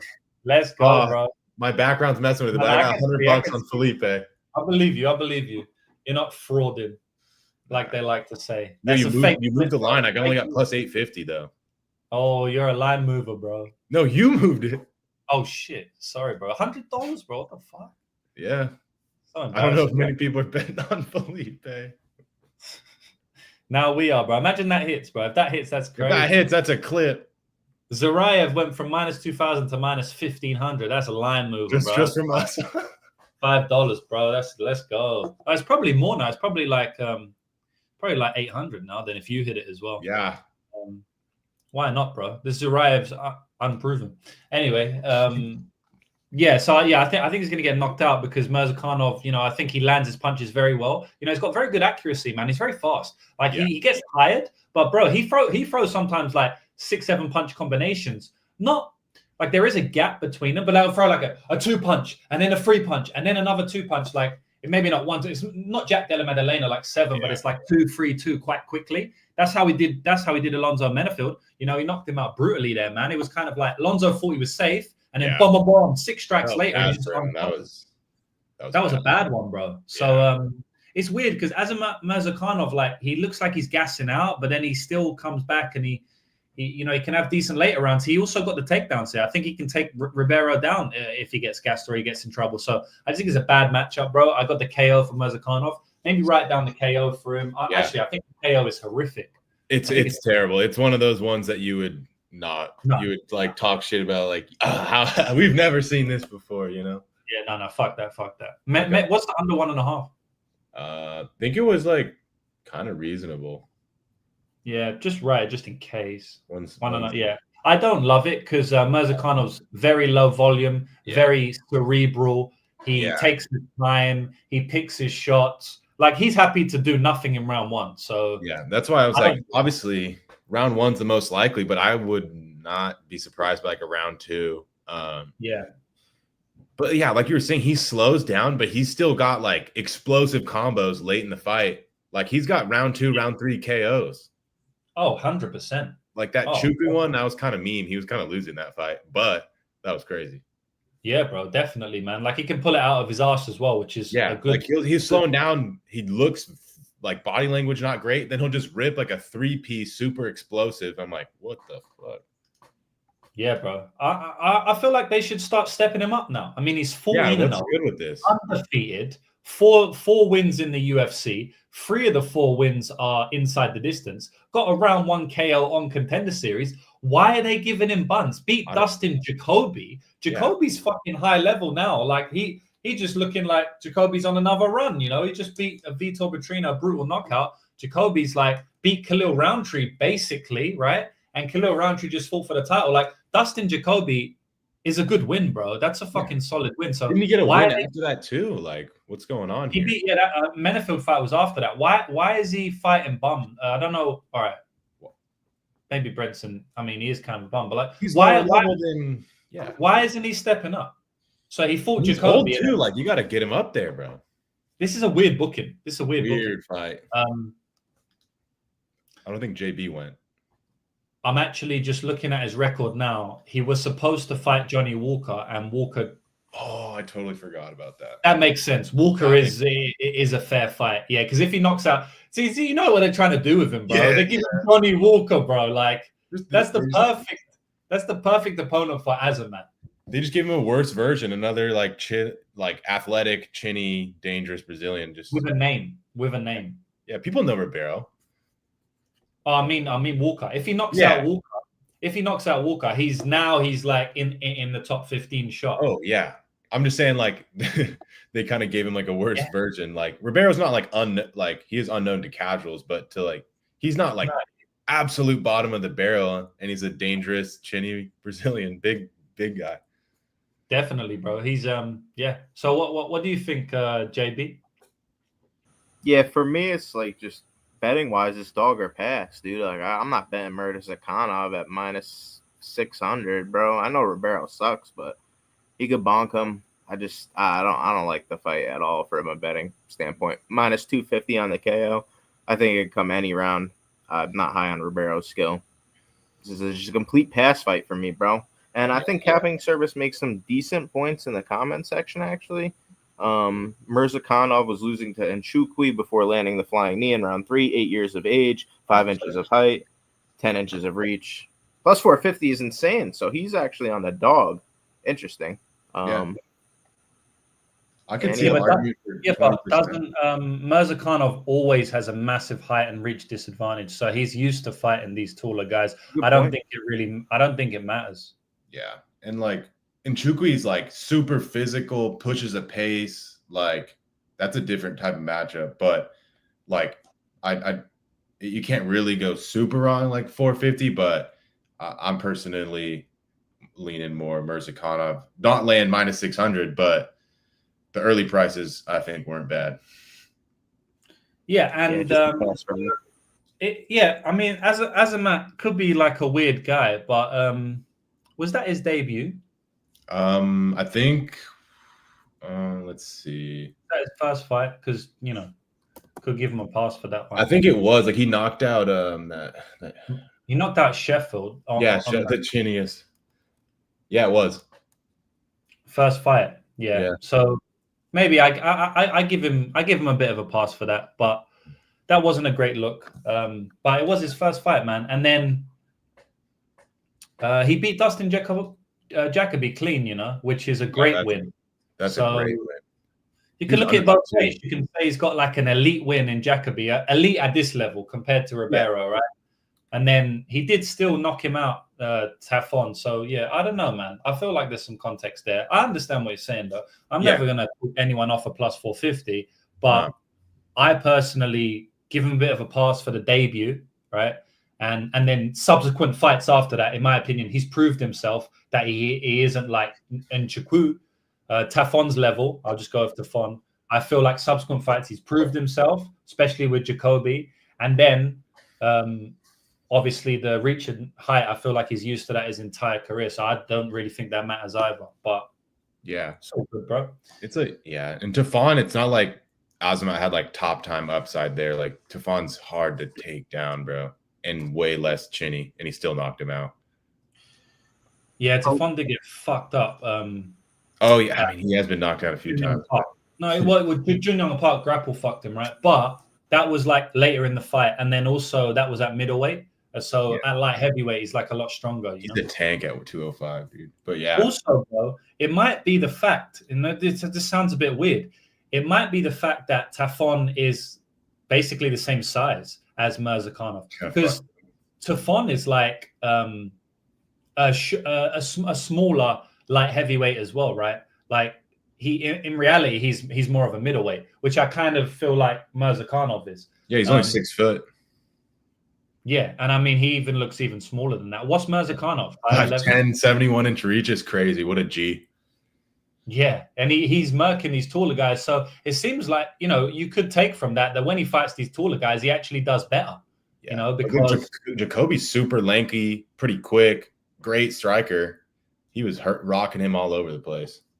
Yeah, so it might actually be better for him that he's fighting these taller guys. Yeah, I'm not trying to like talk him off that dog shot because I love myself a dog, but I'm just giving both sides, and I see his side for sure. Yeah, bro. I mean, plus 450. At the end of the day, we should have all these points against that. You know what I mean? Because yeah, I mean, minus 500. But yeah, we'll see. I think he's going to KO him. But are we actually betting it though? Not at this price. No chance. There's nothing to play. It's set for under 1.5 rounds. Yeah. Do we want to write it down? Is anyone going to? Yeah, write it down for me. Yeah. Write it down for me. I don't know if I'll put it in, but at least write it down for me, and we'll see. Yep. Yeah, this next fight's a way better fight to talk about. Do you want to go first on this one, brother? Me? Yeah. Yeah, dude, I love this fight, bro. I think money line wise, maybe a little bit wide on the Josh Van side, but I think he steams here. Bruno Silva maybe could try and grapple, but we just saw a really good grappler in Ray Saruya, who we were on that side. I thought maybe he'd be able to get him to the ground. Josh Van just showed levels there, bro. Body work is some of the best I've ever seen in the UFC. Work rate is some of the best I've seen in the UFC. The only knocks I have on him at this point is maybe he fights a little bit too much, and he got knocked out by Charles Johnson. So there's your 2 points of contention on the other side. But other than that, I think 34-year-old Bruno Silva, I think he's coming off a knockout loss as well. So it's another bad point on his side. I think he get cracked, but he does have the power. We saw in the Durden fight, he was losing most of that until he finally found the knockout blow. So yeah, I like Josh here though. I think he finds a late finish. Huge fan of the kid. I think he's going to rip him down to the body, make him pay, and come up top. Or I could see Bruno shooting himself, as crazy as it sounds, into a sub. I'm not saying it's my outright call, but I've seen a lot of people taking the 2-3 KO this week when the exact same price on 2-3. I think that's a silly, silly move on a guy, Bruno Silva, who has 3 submission losses. Only counts 1 on Tapology, but he lost to Khalid Taha via sub.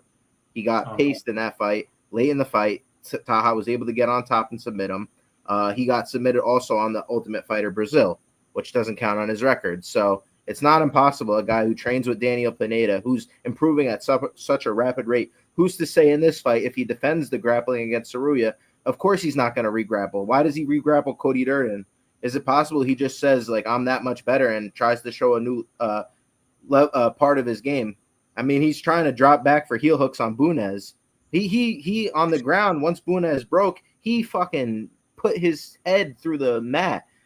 Vicious ground and pound. So to say if he can't stack a guy who's as high level as Bunez and break him there with ground and pound, he can't, find a sub on the ground or whatever. I think he finds a KO most likely, but I think he's just going to break him late. So for me, the plus EV legs that I see on this fight, for me personally, and I know Van's not gotten the finish in the last couple fights, but it was weird versus Saruya. I think he could have gotten the finish, and he was close to getting the finish multiple times. Durden was on death's door. I think Silva's going to go out, and it could come early, so I'll go with the fight doesn't go the distance, minus 102. I like that number. I think Van gets a late finish, but I think he's liable to get finished as well, because we've seen the power from Bruno Silva. And I think Van 2-3 is the way to go, plus 650, plus 900. I had to bet. I bet half a unit on both those big bets. Yeah. I have to agree with you, bro. I just feel like Joshua Van career trajectory is just probably a little bit too much for someone like Bruno Silva to overcome. As you mentioned as well, and I'll mention this, double take on what you said, just add a little bit more on. The points of contention is like Joshua Van getting hurt, right? So he got knocked unconscious against Charles Johnson, who is not a knockout artist at all. He got hurt badly twice by, I bet him in this fight. Who's the dude that hurt? Kevin Borjas. hurt him badly 2 times. And so that's already 3 times he got hurt in the UFC. I think Chires might have had him in a guillotine. Chires spinning elbowed his skull, bro. Spinning elbowed him, and he was fucked. He was badly fucked. Hurt badly in that fight. That was round 3. Yeah, that was a. So this guy's getting hurt multiple times in the UFC. This guy's fighting every 2 and 3 months after going to war with fighters. Which is probably not great. Maybe he should take at least 4 or 5 months. This guy's fighting every 2-3 months. Like, the guy gets knocked out by Charles Johnson, comes back 2-3 months later. It's like, Jesus, bro. Like, I understand you want to fight, but let your brain recover, because his style as well is just to throw caution to the wind and throw a million shots. Even in fights that he's dominated in, he's getting caught with massive shots in those fights, bro. Like Chires, you know what I mean? He's getting caught with huge shots. Even Cody Durden, he's beating the fuck out of him, but Durden's landing shots on him just because he allows the fighter to land on him, because he's just in the pocket. So that's not a great style, to fight against someone like Bruno Silva, who has dynamite in his hand and who has a couple of submission wins as well. He's got good jiu-jitsu, in my opinion. So, yeah, man. That's like the negative side on Joshua Van. Again, exactly like you said, JB. But, and again, like you said, I do think that Joshua Van's going to fuck him up. I have to mention that because it's a possibility. Bruno Silva, he does put himself into danger and stuff. Bruno Silva hits hard. But Joshua Van, I think the body work is crazy. I don't think Bruno Silva's going to like it. I don't think Bruno Silva's going to like the pace.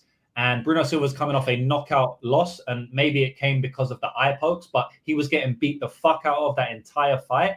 And I don't think it's good coming off the Cody Durden fight, where he got hurt in that fight multiple times. He got beat up until we found the KO. And I was on him via KO there, so shout out to him, bro. That was crazy. He was getting beat the fuck up, though, right? It wasn't a great bet. And, I mean, it was KO, so it was fine.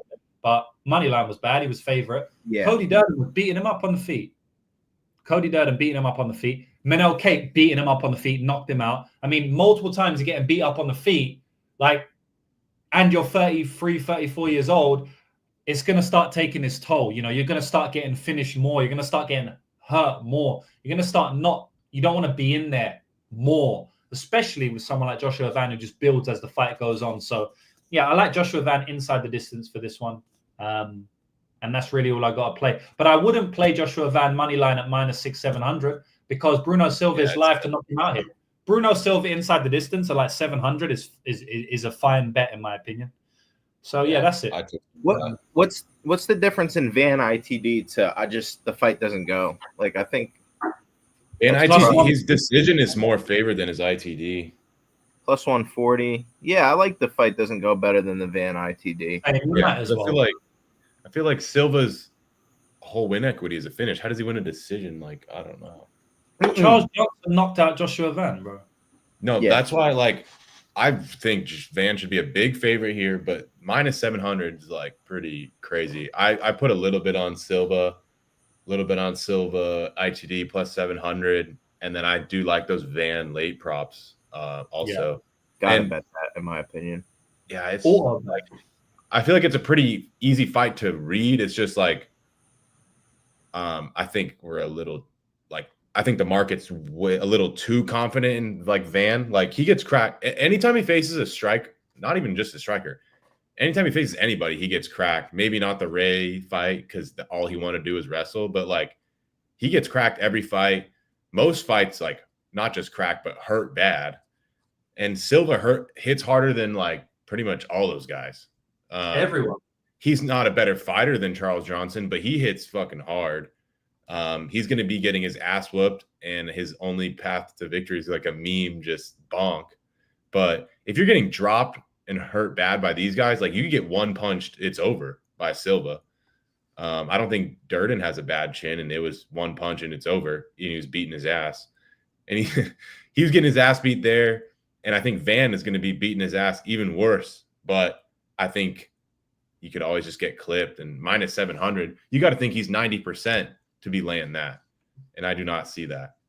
So I think sprinkle Silva ITD plus 700, can't go wrong. And then those late props, maybe a round 3 decision prop for Van. That's what I like. Yeah, I didn't mention that, but those are good ones, man. Like Van round 2, 3, those are auto bets, really. I mean, in almost every fight that he's ever in. And I feel like maybe they're a little bit better price tags because he's gone to a decision in his last few fights.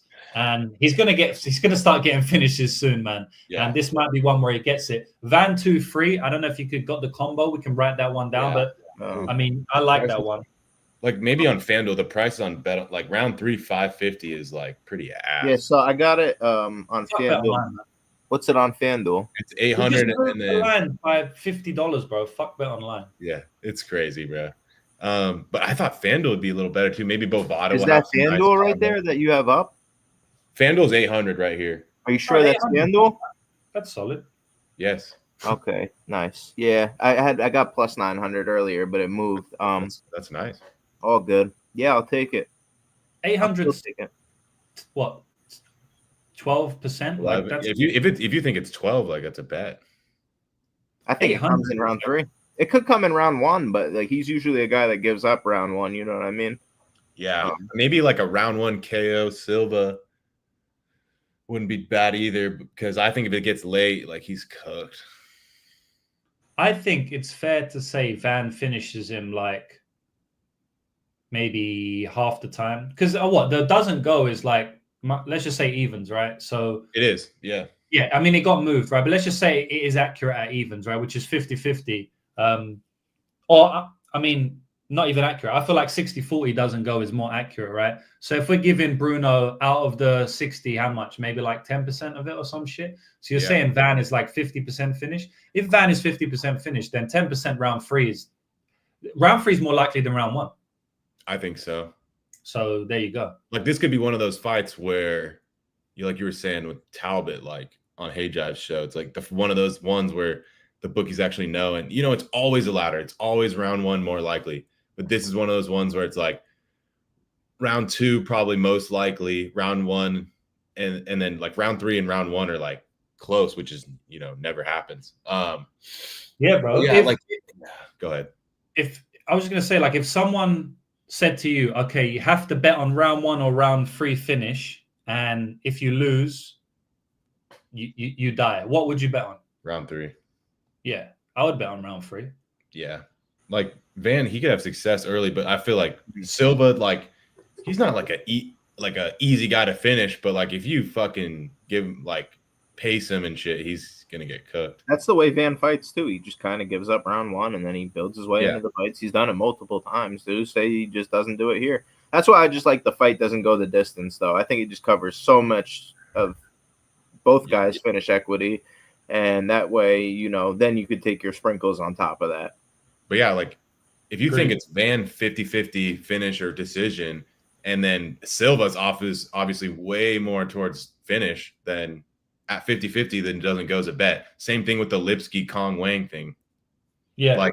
I know it's the underdog, and you don't really think it's a slim chance they win, but like most of their win is a finish, so that matters. Like a few percent fucking matters, bro. And they're like the same price. Yeah. Like they're saying Cong Wang is the same price as Van on the money line, and the doesn't go is the same price. Mm-hmm. And Joshua Van's a better finisher than Wang, but Lipski is way more likely to be finished than Silva. So it's almost the exact same fight, and I'm probably going to play doesn't go on both of them exclusive. Yeah. I don't know. Like they have the decision at they think the market thinks it's 60-40 towards decision on the Van side. Yeah. I think it's closer to 50-50. And then Silva obviously like at least 70-75% finish equity. Yeah.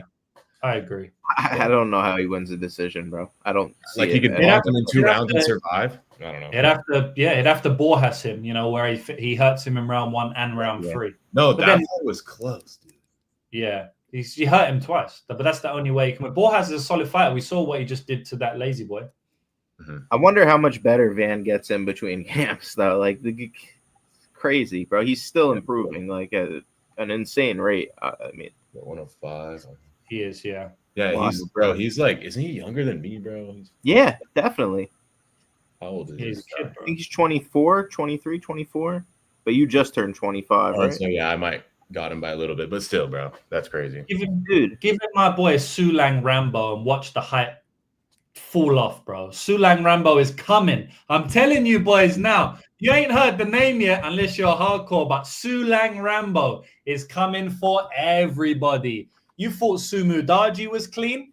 Sulang Rambo, the 19-year-old phenom. It's the new Sumu Daji, new and improved. Zurong behind him on one corner, Sumu Daji in the other corner. You guys better be scared, bro.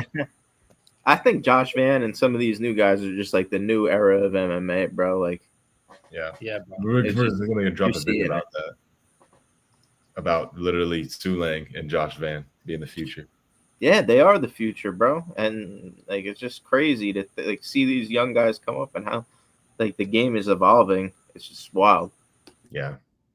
All right. Next one. I wrote down the under. Yeah, I like all those. It's still a young sport too, bro. It's still such a like fucking think about this sport compared to like fucking NFL or NBA. This shit's a baby. I'm just gonna write this down for me. I don't know if I'll parlay it, but I definitely think there's some value on 700 ITD. That's fair, bro. Like whatever side, like you could sprinkle all those at different like bet sizes, and then your main bet just go with the fight doesn't go. Yeah, I like that. All right, next fight, main card. Gang. Yeah, bro. The boy's name is secretly it's Rangbo, but we call him Rambo. You know what I'm saying? Like, come on, bro. Rangbo is dope. Call him Rangbo. What the fuck is a Rangbo? Rambo. His name is Rambo.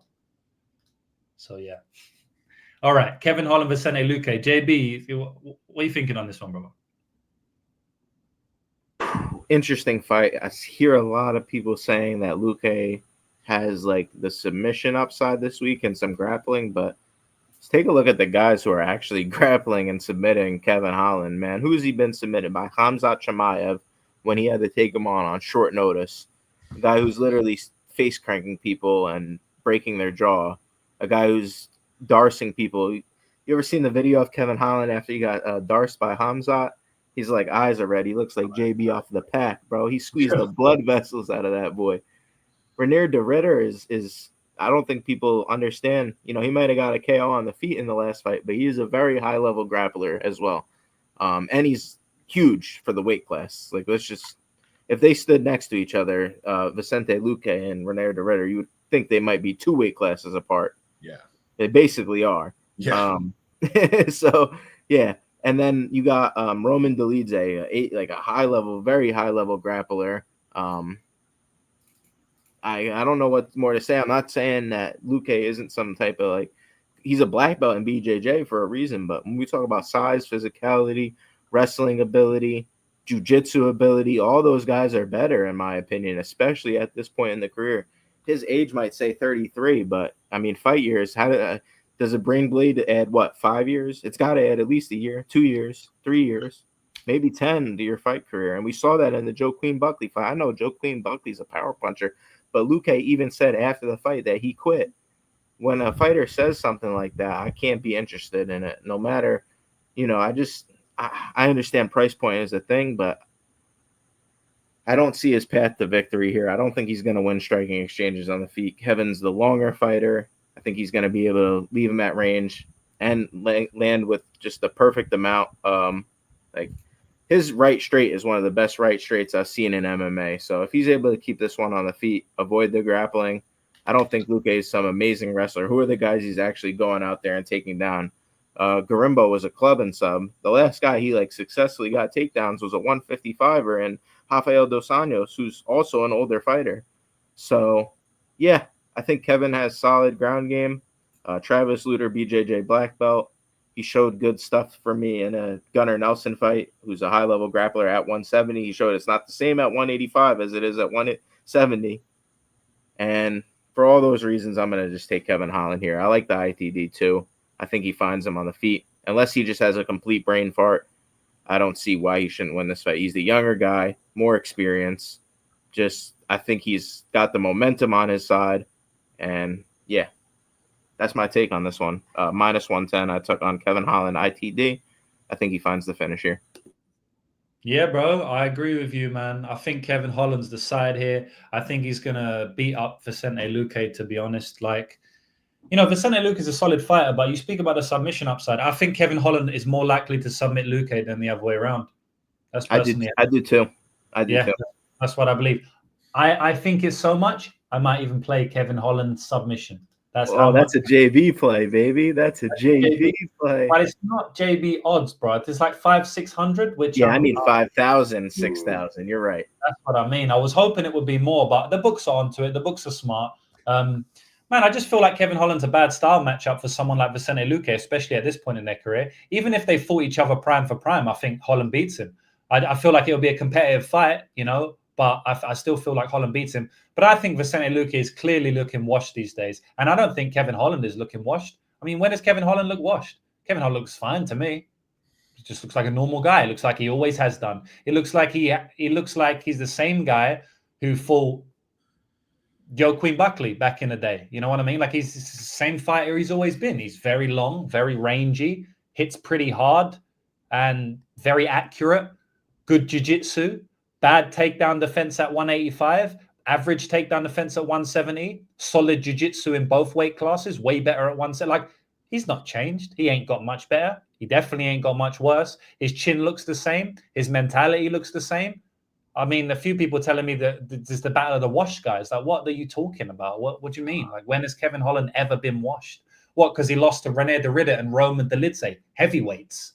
I mean, he's losing to heavyweights. Vicente Luque is a baby compared to René de Ridder. Like you said, you know what I mean? It's like, it's a baby, bro. It's like René de Ridder baby would be the size of Vicente Luque. So there is no correlation at all.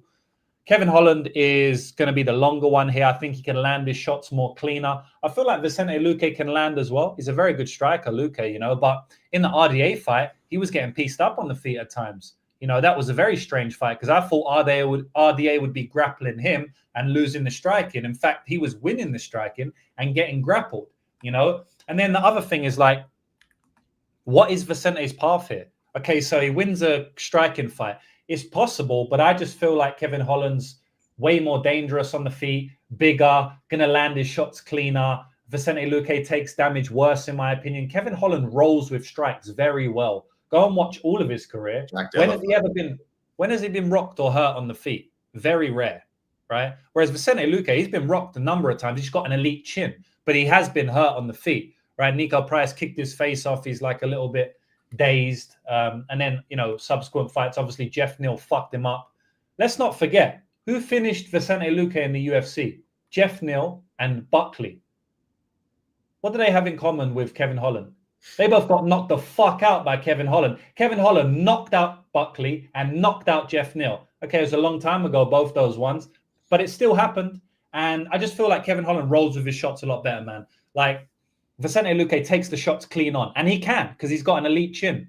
But he quit against Buckley, which is a major red flag. This guy never quit in his entire career, right? He's like the antithesis of quitting, right? And then he just wants to quit randomly to Buckley in round 2. Like, with what? So you've only been fighting for 7 minutes and you're just going to shell up and quit. Like, what the hell is that about? I don't know what that's about. And then the fight before that against Dos Anjos, like I said, the guy's like losing the striking at times, and then he just has to grapple, right? RDA like shoots in on him. They clinch up and stuff, and then he's like, oh, fuck yeah, take this motherfucker down. RDA gets grappled all the time. RDA is getting grappled by fucking lightweights. So, of course, Luque can grapple him. I mean, RDA and Kevin Holland, like the weight class difference is insane.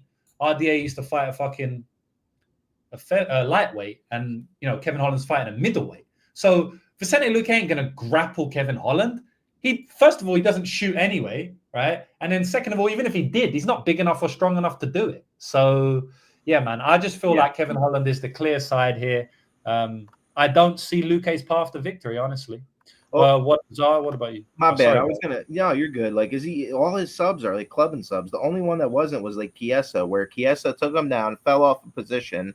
It was one of the weirdest things I ever seen. And then he got Darced. And Chiesa puts himself in those positions. So,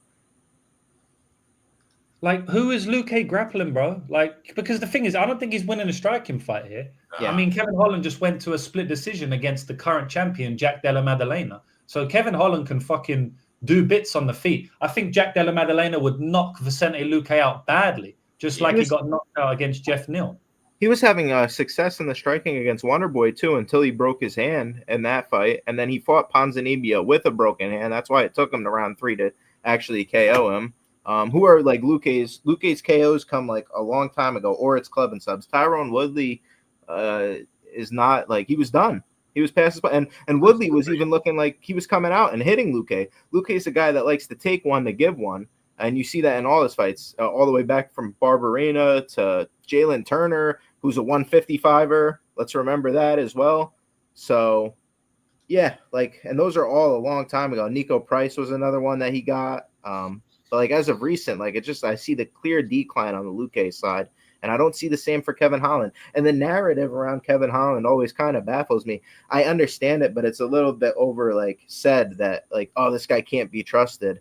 Why the fuck not? I mean, he got out-grappled by Derek Brunson and Vittori a long time ago. And since then, I just don't understand other than that. I think it's a size thing. I don't think it's necessarily a mental thing. Maybe at one point, like he just didn't care about winning fights. But I think that narrative's a little bit crazy. Like the guy's going out there to get the job done, or he wouldn't go to welterweight if he didn't care about winning fights. Why would he go and drop it? Like drop weight classes. Oh, I like him much better at 170 as well. You know, he's way more locked in. He has to cut the weight. Like that's a fact, bro. Like because it's a big cut. You know, 15 pounds is a huge cut. He doesn't have to cut a middleweight, and he knows that if he loses, it doesn't matter. I'm at middleweight. Fuck it, is what it is. Like these guys are way bigger than me. I got to fight a gorilla in Rene Derrida, but. Vicente Luque, bro, clear decline. I mean, it goes all the way back to the Michael Chaser fight. That was when he was on his run, right? He beat Nico. I'm looking at his record now. He beat Nico Price, Randy Brown, Woodley, and Chaser. Like that's a solid run, right? That was in 2021. The next fight is Bilal Muhammad. He gets grappled, whatever. He loses that fight. Then he takes on Jeff Neal, and I don't know exactly when the brain bleed was, but it was around this time. I think it was after the Neal fight. Okay, so it was after the Neal fight. So he gets brutalized in the Jeff Neal fight. Really, really bad, right? Like he got knocked down multiple times and eventually knocked out. And I believe that was the first time he got knocked out in the UFC. So, yeah, that was a bad one. And then the next fight, so that's 2022. That's a long time. That's 3 years ago, 3 years, right? And then he has the layoff, brain bleed, terrible, comes back and fights Dos Anjos. Looked bad in that fight, in my opinion. Won the fight only because of grappling. He was losing the striking. I don't think he looked good in that fight at all. And it's not even like he went out there with the game plan to grapple, because the grappling happened really because they would clinch up against the cage. Rafa Dos Anjos would shoot in on him, and he could never, ever get Vicente Luque down. Vicente Luque stuffed multiple takedowns in that fight, but then Luque could get him down. But he didn't grapple until later in the fight. So he didn't come out with an idea like, okay, I'm just going to grapple. I'm going to grapple RDA. So, RDA, later in the fight, like, okay, I can grapple him. He didn't come out with that game plan, but he had to grapple to win later in the fight. And it was an adjustment. It was an adjustment in the fight, which he didn't look good in my opinion. And then he fights a year later now, another 6-9 month break. He fights Buckley. He looks terrible in that fight, quits in the fight. And then he fights Garimbo. He was always going to DAS him, Anaconda, whatever you want to call it. That was my outright prediction, right? So that tells me nothing. I mean, Garimbo's not a good fighter. So I just feel like all those fights recently, he hasn't looked good in. And Kevin Holland, I feel like he's looked good the whole time, really. So, yeah, Garimbo's not even a comparable opponent, in my opinion. Completely different levels. And if you watch the RDA fight, it wasn't like he was like, it was more of a size thing, in my opinion. The way he's getting takedowns is up against the cage, and RDA would be able to get back up. And then eventually the size is what RDA succumbed to, which just happened multiple times in his career at 170. Holland, like people saying, oh, he's going to put himself in a Darce, like that would be the path. Like, I just don't see it. Like, who Darced him? Well, I know Kyle Dawkins was at a club and sub because he headbutted him, right? So we could give the guy a pass on that. Like, it's just no contest, even though Holland says in the streets that would have been an L. I don't know. I think we could give him a pass. It's a headbutt, dog. And then Khamzat Chimaev, where he actually was like, he was doing fucking cartwheels and grabbies trying to get up. That's like a 185 mauler, bro. Luque is not that, bro. I'm sorry. But yeah, I think we're smoking that Luque pack, baby. There's no wrestling path for Luque here. You got to be fucking crazy. He's not even going to go to it, first of all. He never shoots. He never shoots. People are getting gassed off the RDA fight. Like, he never, ever shoots, right? And even if he does, he doesn't have the skill to do it to Holland. He doesn't have the skill to do it, even if he did. But he's not even going to do it. So then they're going to be stuck on the feet and he's going to get beat the fuck out. He might shoot a sloppy takedown after getting wobbled a couple of times, and then he's going to get darsed himself. The Dars King is going to get darsed. So that's how I feel. We went long on this one. Zar, you got the other side? Or? Yeah, no. I'll go quick. I don't know. Luque, like you're saying, clear decline. Holland is, looks fine. Looked good in his last fight against a way better grappler. Luque, super slow, super hittable, and Holland, you can't have the power. Holland has power advantage, speed advantage, length. Like on the feet, I feel like Luque is gonna get fucking hurt, bro. So yeah, and I don't see the grappling path. Maybe try to clinch him up like the RDA fight, but he's not gonna be able to grapple him. So I think Holland's at least 70%. I would way rather play his decision at like plus 340 versus laying chalk on the finish at like 135. Because obviously Luque is, he used to be super tough and he still is, but he could just quit or, the brain bleed stuff. But I don't know. I don't want to lay chalk on that. I'd way rather play the decision plus 340, but I am picking Holland by finish here. Yeah. It's tough one with the decision or finish because obviously the decision's a much better price, but it just seems like a fight where he's going to get hit so a lot with big shots, and I don't know if I can trust him to survive after what I've seen. And also, who has he really fought that can put damaging strikes on him in the last 5, 6, 7 years? Marimbo didn't even hit him. No, the only one is Jeff Neal, I think. He killed him. That was bad. That was sad. Randy Brown, but that was 5 years ago, man. You know what I mean? I don't know, bro. I don't think it's the same guy. So it's tough to play there. But obviously decision's massive price. So I understand. I just think it's at least, 2/3 of Holland's win equity is finish, and I'd say 1/3 of it's decision. I mean, the Ponzinibbio is super chinny, there to be hit. And that almost went to decision. He had a broken hand, brother. He had a broken right hand. That's his main still weapon. Fucking sleep Ponzinibbio. No, but he doesn't have his main weapon, dog. That's his fucking knockout punch. What do you knock out Buckley with? What does he knock all these people out with? He hurts him with the right hand. He still did it. Not a high kick. Yeah, and he still got him. That's what I'm saying, dude. But I get it. It's Ponzinibbio, but broken right hand, shit. Got to give him something, And obviously Gunnar Nelson, if there's 10 more seconds in that round one, it was over. I was freaking out. I had Holland KO. I was pissed. But yeah, I don't think I can I think the books are trying to say it's 70% or more finish equity towards Holland. I feel like it's more 2/3. So I have some Holland money line, but not at this price. And I haven't played any props, but I haven't played the decision. I just think I'd way rather play that than lay minus 135 on ITD. Yeah, bro. All right, write Kevin Holland down, please, for me. I don't know. I like the ITD at minus 110, bro. I think write that one down for you. I'll be back soon. Can you kick off the next fight, please? Yeah, dude. Is it 110? Damn. I got it on FanDuel at minus 110, so I think it's still up. Oh, it probably moved.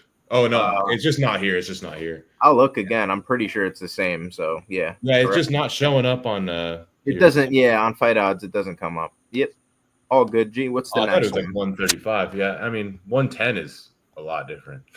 Yeah. No, you're right. Especially at those numbers, the percentages are correct me if I'm wrong, but it's a bit of a jump, right? Yeah, because it's closer to, evens. Right. People got on, I honestly forget that sometimes, bro. Yeah, let me just make sure that I'm not fucking talking out my But BetOnline has 120, so. Yeah, dude, it's literally it's minus 125 now, so they changed it. I mean, if BetOnline has 120, we can use 120. That's for sure. Hey, what's up, bro?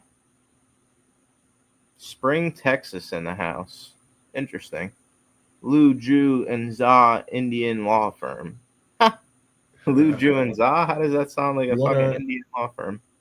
You want to go on the Patrick Mix versus Mario? I don't have a super strong take on a side here, so.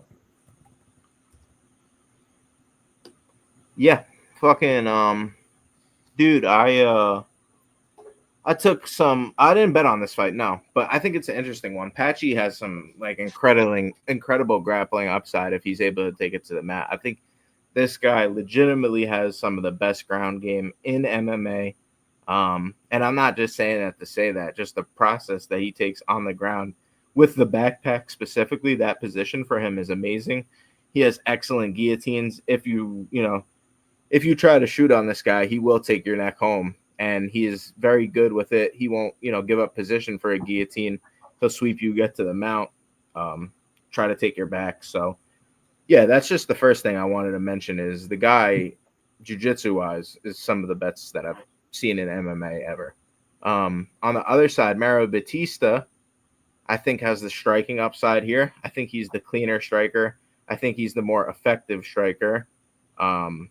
He's already been here in the UFC before, so that's kind of hearsay in my opinion, but it's still something that I want to factor in. Patchy Mix, how is he going to get the fight to the ground is the problem for me here to lay chalk. So for me, betting wise, it's going to be a dog or pass, but there is versions of this fight where if Patchy does get it to the ground, he could look like minus 250, minus 300 just because of that jiu-jitsu. But I have a tough time just conceptualizing after watching film and seeing him get consistent takedowns here on Mario Bautista. It's possible that I could see him like landing a big knee or something, or he's having some type of success in the boxing and Mario decides to shoot, maybe gets put in a guillotine. But even then, I think Mario is a very smart fighter. I like his coaches as well at the MMA lab. I think they're going to have a very good game plan for him. And yeah, it's a very binary fight. Patchy's going to have to get it to the ground, I think, to cover this price tag. And if he does, he could look like a big favorite. But if not, then I think this is closer to 50-50, maybe even 60-40 Mario if he keeps it striking and you're giving him the striking advantage. So, yeah, dog or pass for me. I like Mario here. I think, mixed sub is live. Mixed decision is live. Mario decision is live. And maybe even slightly Mario KO because he's not a power puncher, but Mix could be hit on the feet, and if he can't get his wrestling going, it's still live in my opinion. So yeah, haven't bet on it, but dog or pass for me. Yeah, it's dog or pass for me as well, bro. This is a clear 50-50 fight for me, man. I think this is Horiguchi versus Patchy Mix 2. I think this is Magomedov versus Patchy Mix 3. If you go back and watch the Magomedov fights, in the first fight, he subs him straight away. Beautiful submission. In the second fight, he gets tooled on, clearly loses, and he gets a robbery decision win. So I feel like this is the same fight, bro. I feel like he could submit Mario in round 1 and make it look very easy, or he could clearly lose the fight against Mario via decision. And for that reason, it should be 50-50 fight. And there's not too much else to say, man. Mario fights hands, body locks extremely well, turns himself off the cage very well. He's got great takedown defense, a very good get-up game. He will give his back to get up, which is not great. But at the same time, man, sometimes you have to give your fucking back to get up because you got to get to a knee. It is what it is. It's fighting. I hear people say that a lot. He gives his back to get up. There's not unlimited amount of ways to get up. Sometimes you have to give your back for a second. I mean, this is fighting, like, what do you want him to do? Just float up from guard, just float like a ghost? No, sometimes you got to turn your back, get to one knee, give your back, like that shit happens, right? Yeah. So I don't really think Mario's just like every time just opening his back, take my back. No, yeah, okay, he turns sometimes, he gets up, his back is exposed for a bit. I mean, if you get taken down, you could get your fucking back taken. It just is what it is. It doesn't matter who you are. There's always a chance of you getting your back taken if you get taken down. So, yes, that is a par for Patchy Mix here. I mean, he takes everyone's back, Patchy Mix can jump on your back without you even taking it. Patchy Mix is one of the best back takers in the sport. He's on a similar level to Alejandro Pantoja. So, Patchy Mix has a good chance to submit him here. But Mario does everything right. He does everything right for me. He doesn't really make many mistakes. And this is a 50-50 fight. So that's all I got to say, man. Zara, what do you reckon? Yo, before I forget, bro, you made a good point. Like he does a good job of playing like the in between, right? Because he doesn't fully give up his back. It's like people think like, oh, they're giving up their back, but there's a way to play between like both sides, and then your opponent has to make a reaction now. Yeah. And Mix is high level; he's good at making those reactions, but it's going to be a very, if you understand what you're watching, this is going to be a very fun fight to watch, especially in the grappling exchanges on the feet. Exactly. And I do think Mario does that. Mario's like, okay, I have to get up from here. Boom, I'm get to one knee. I'm going to show you my back for a second, but I know you're going to take my back. I'm going to instantly turn out of it. But if you do that, now you're releasing pressure as you go for the back take. And now I'm going to stand up. Like Mario's not a fucking retard. He's not just like, let me turn, like some of these, you see some of these low-level fighters or these women's MMA fighters, they're just like, oh, I need to get back up now, and they just do. Valentina. He's not doing that shit. He's not doing that shit. Yes, he exposes his back for a bit. He fucking has to. He needs to get up to his feet, bro. You know what I mean? He has to go to his knees, his hands. Like you have to. You can't. You're not gonna fucking get up, putting your hands behind your back. So yeah, I think he does everything right, and he's also got great game plans, bro. Like you said, the MMA, like great game plans. I mean, look at his fight against Jose Aldo. Elite game plan. Everyone moans at him for that. Amazing game plan.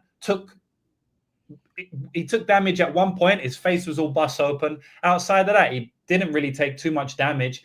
And he won the fight the way that you're supposed to win against Jose Aldo. Ayman Zahabi basically got knocked unconscious about 3 times to win that fight, right? So he had to go through fire. Props to him. It was his time. It is what it is. I feel like there's an argument he lost that fight. There's definitely an argument he lost that fight, but he had to go through hell. Mario didn't really go through any hell. He randomly got hurt. He got bust open. That was kind of random in my opinion. But outside of that, he was just clinching him up against the cage like everyone has done to beat Jose Aldo. So that was a game plan going in. I think he's going to have elite game plans here. Patchy's elite submission. He could get him. Like I said, it's a 50-50 fight. To me anyway. Zah, what do you think, bro? Yeah, pretty close to you guys. And yeah, like Mario, he can be taken down, very hard to control. And like the thing about good game plans, being a smart fighter, is like one of the things that really stood out to me. Like, I don't think he's not gonna do the same shit he does against other people where it's like giving up his back pretty clearly, because it's like it's a different fighter. Like, he's not gonna be doing that against Patchy Mix. I could see him like giving up slightly more control time than he usually does, like being more careful. But I don't think he's gonna get consistently controlled unless Patchy gets that body triangle in. But yeah, I just think Mix definitely has a finishing upside with the submissions. I feel like that's at least like, 40, 50, at least 50% of his win equity is a sub. And I feel like Bautista isn't really a crazy finisher against good competition. If this was a 5-rounder, it would be a different story. And Mix can be hit. But he seems pretty durable. He slows down, but he's not like a gasser. And yeah, I think Mix probably wins round 1, competitive-ish striking. I definitely favor Bautista on the feet. Mix isn't very dangerous with his hands. He throws some decent teeps, knees, and stuff, but Bautista, definitely favor Bautista on the feet. But round 1, Patchy's strong when they're dry. I feel like it can be close-ish striking and then like a back take or something. And he could finish there. But round 2 and round 3, I don't want a Mix ticket, that's for sure. Because Bautista, once they're sweaty and Bautista's cooking, like it's going to be downhill from there. Like Bautista's round 3s are so impressive. Like Blackshear was super close, and then round 3, bro, it's not close. And then in that Simone fight, it was kind of competitive. Obviously, he was winning. And then round 3, he landed like 60 strikes, did not stop moving, and just like fucked Simone up bad. But yeah, I think like Mix, like his wrestling isn't great, but he can kind of just take the back randomly if he gets a hold of you. You overextend, he just grabs you. But Mario's smart, so I don't know if I see that. I think Mario might use the cage as well to his advantage here in an opposite way that Jose Aldo wasn't able to. When you watch these MMA lab guys, they're very smart about the cage wrestling. And if Patchy tries to take him down on the open mat, I could see him having success. But up against the cage, I think Mario has an out there to get back to his feet using the cage, reverse position, and then get back to striking range where, like you said, I think he's better. I could I could see 50-50 fight for sure. I just don't think I can have Mario as the favorite just because of Mix's finishing upside, and like if he's getting pieced up on the feet, he can just, he has something that he could just take the back and it kind of just sucks the round. Like, so yeah, I couldn't have Mario as the favorite, but does that mean that the line is -180? So I think it's dogger pass money line. You go Mix. If you're gonna go Mix, you go Mix sub. You don't really want a bet on him if it goes late or to decision. Like he could win a decision, but I think it's way more likely he subs him. And if he's covering, he's probably subbing him. Or right. That's the key, right? Yeah. And I think like what people might be seeing is, gotten taken down by Jay Perrin. He's been taken down by Guido Canetti. So if you just look like wiki capping, but those guys weren't able to really control him. Yeah. So yeah, I think you go Mario decision like +300. If it gets like that range, I'll be playing that. I do have a little bit on Mix sub in like 400 range. But I'm definitely thinking about going Bautista money line because it's creeping up. Like if it gets like the 160s again, I'm there. But yeah, dogger pass money line, Mix sub, Bautista decision is what I'm looking at. Like if there's one of those combo props, I'll be looking at that. If it's at any plus heard money, so many people say that though, it makes me feel it's pretty decision or like Bautista KO round 3. Oh, yeah. No, I could definitely see like a attritional finish late for Mario. I could see. I just think Mix sub is way more likely. But if I can, I know it's square. But if I can get plus money on Bautista by decision or Mix just because it's square, it doesn't mean it's not going to hit. You're right. Like I think that's at least 50%. But yeah, that's it for me. Yeah, man. And it's not like insta sub if it hits the mat. I don't think it is. I think Mario's a fucking good jiu-jitsu player, very good to be honest. It's not insta sub if it hits the mat. Patchy's got an elite guillotine. We've seen that, but it's not like he subbed everyone he's been to the mat with at all, right? Horiguchi made it to a decision, and Patchy had his back for like fucking 10 minutes. Yeah, 10 minutes is a long fucking time. 10 minutes is a long time, and also, he's been stuck on the feet he gets stuck on the feet a lot, Patchy, bro. And if he's stuck on the feet, he's fucked. He's never winning extended striking minutes against anyone. He gets stuck on the feet all the time. He got stuck on the feet with Horiguchi. Outside of the times he took his back, he got stuck on the feet with him. And what happened there? He got easily beat on the feet by Horiguchi. He got stuck on the feet with Archuleta for basically 5 rounds. And what happened? He got easily beat by Archuleta. He got stuck on the feet by with Magomedov in the third fight. In the second fight, and what happened there? He got easily beat by Magomedov. I think that's a terrible decision. Terrible. And then Magomedov, he won the second fight clean, in my opinion. It wasn't a close fight. The first fight, he lost, right? But what happened in the first fight? The reason he lost is because he came with a fucking moronic game plan. He shot. He shot takedowns consistently. He shot like fucking 4 or 5 takedowns in 7 minutes. It was absolutely insane. I couldn't believe what I was watching. What happened in the second fight? He made adjustments and he pieced them up and he easily won the fight.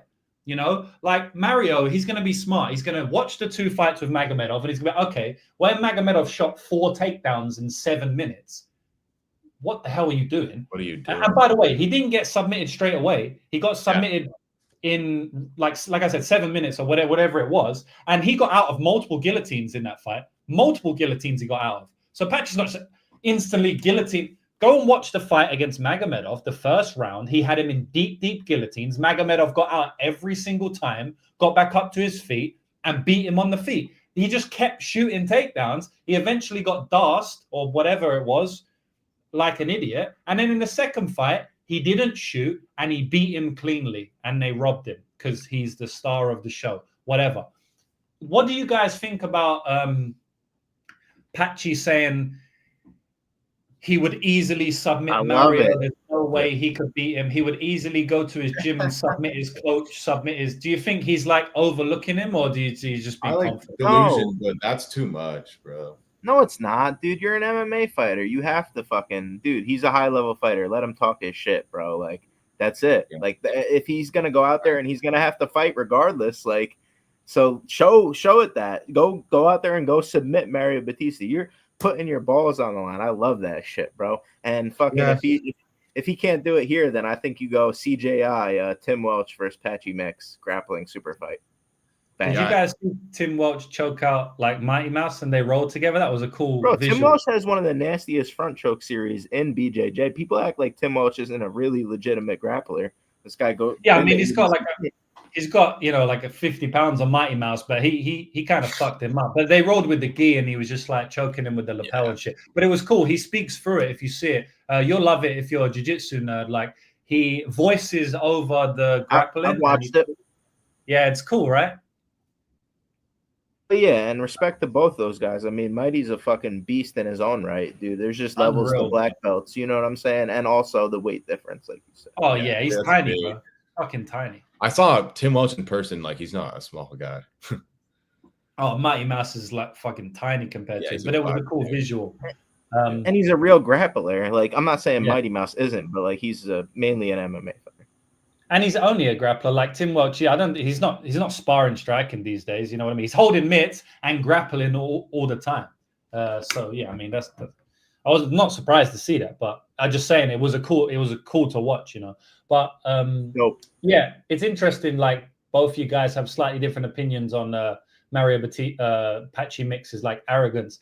I'm in the middle because sometimes it depends. I think it depends who it is, right? If McGregor's talking shit, it's like, yeah, you want him talking shit. You know what I mean? But if certain fighters are talking shit, sometimes they're just overlooking their opponent, and it's never good to overlook your opponent. You know, we see time and time again, these fighters are like, oh, I'm going to smash, the champ's going to get smashed. And they have like a contender in front of them, like Bo Nickel. Bo Nickel's talking gas about, I'm going to dominate Khamzat Chimaev. Like he wouldn't last one round with me. And then he gets smashed by Derrida, you know, maybe he's overlooking him. So I think it always depends, you know, but he's coming in, UFC debut, thinking it's easy work, Mario Bautista.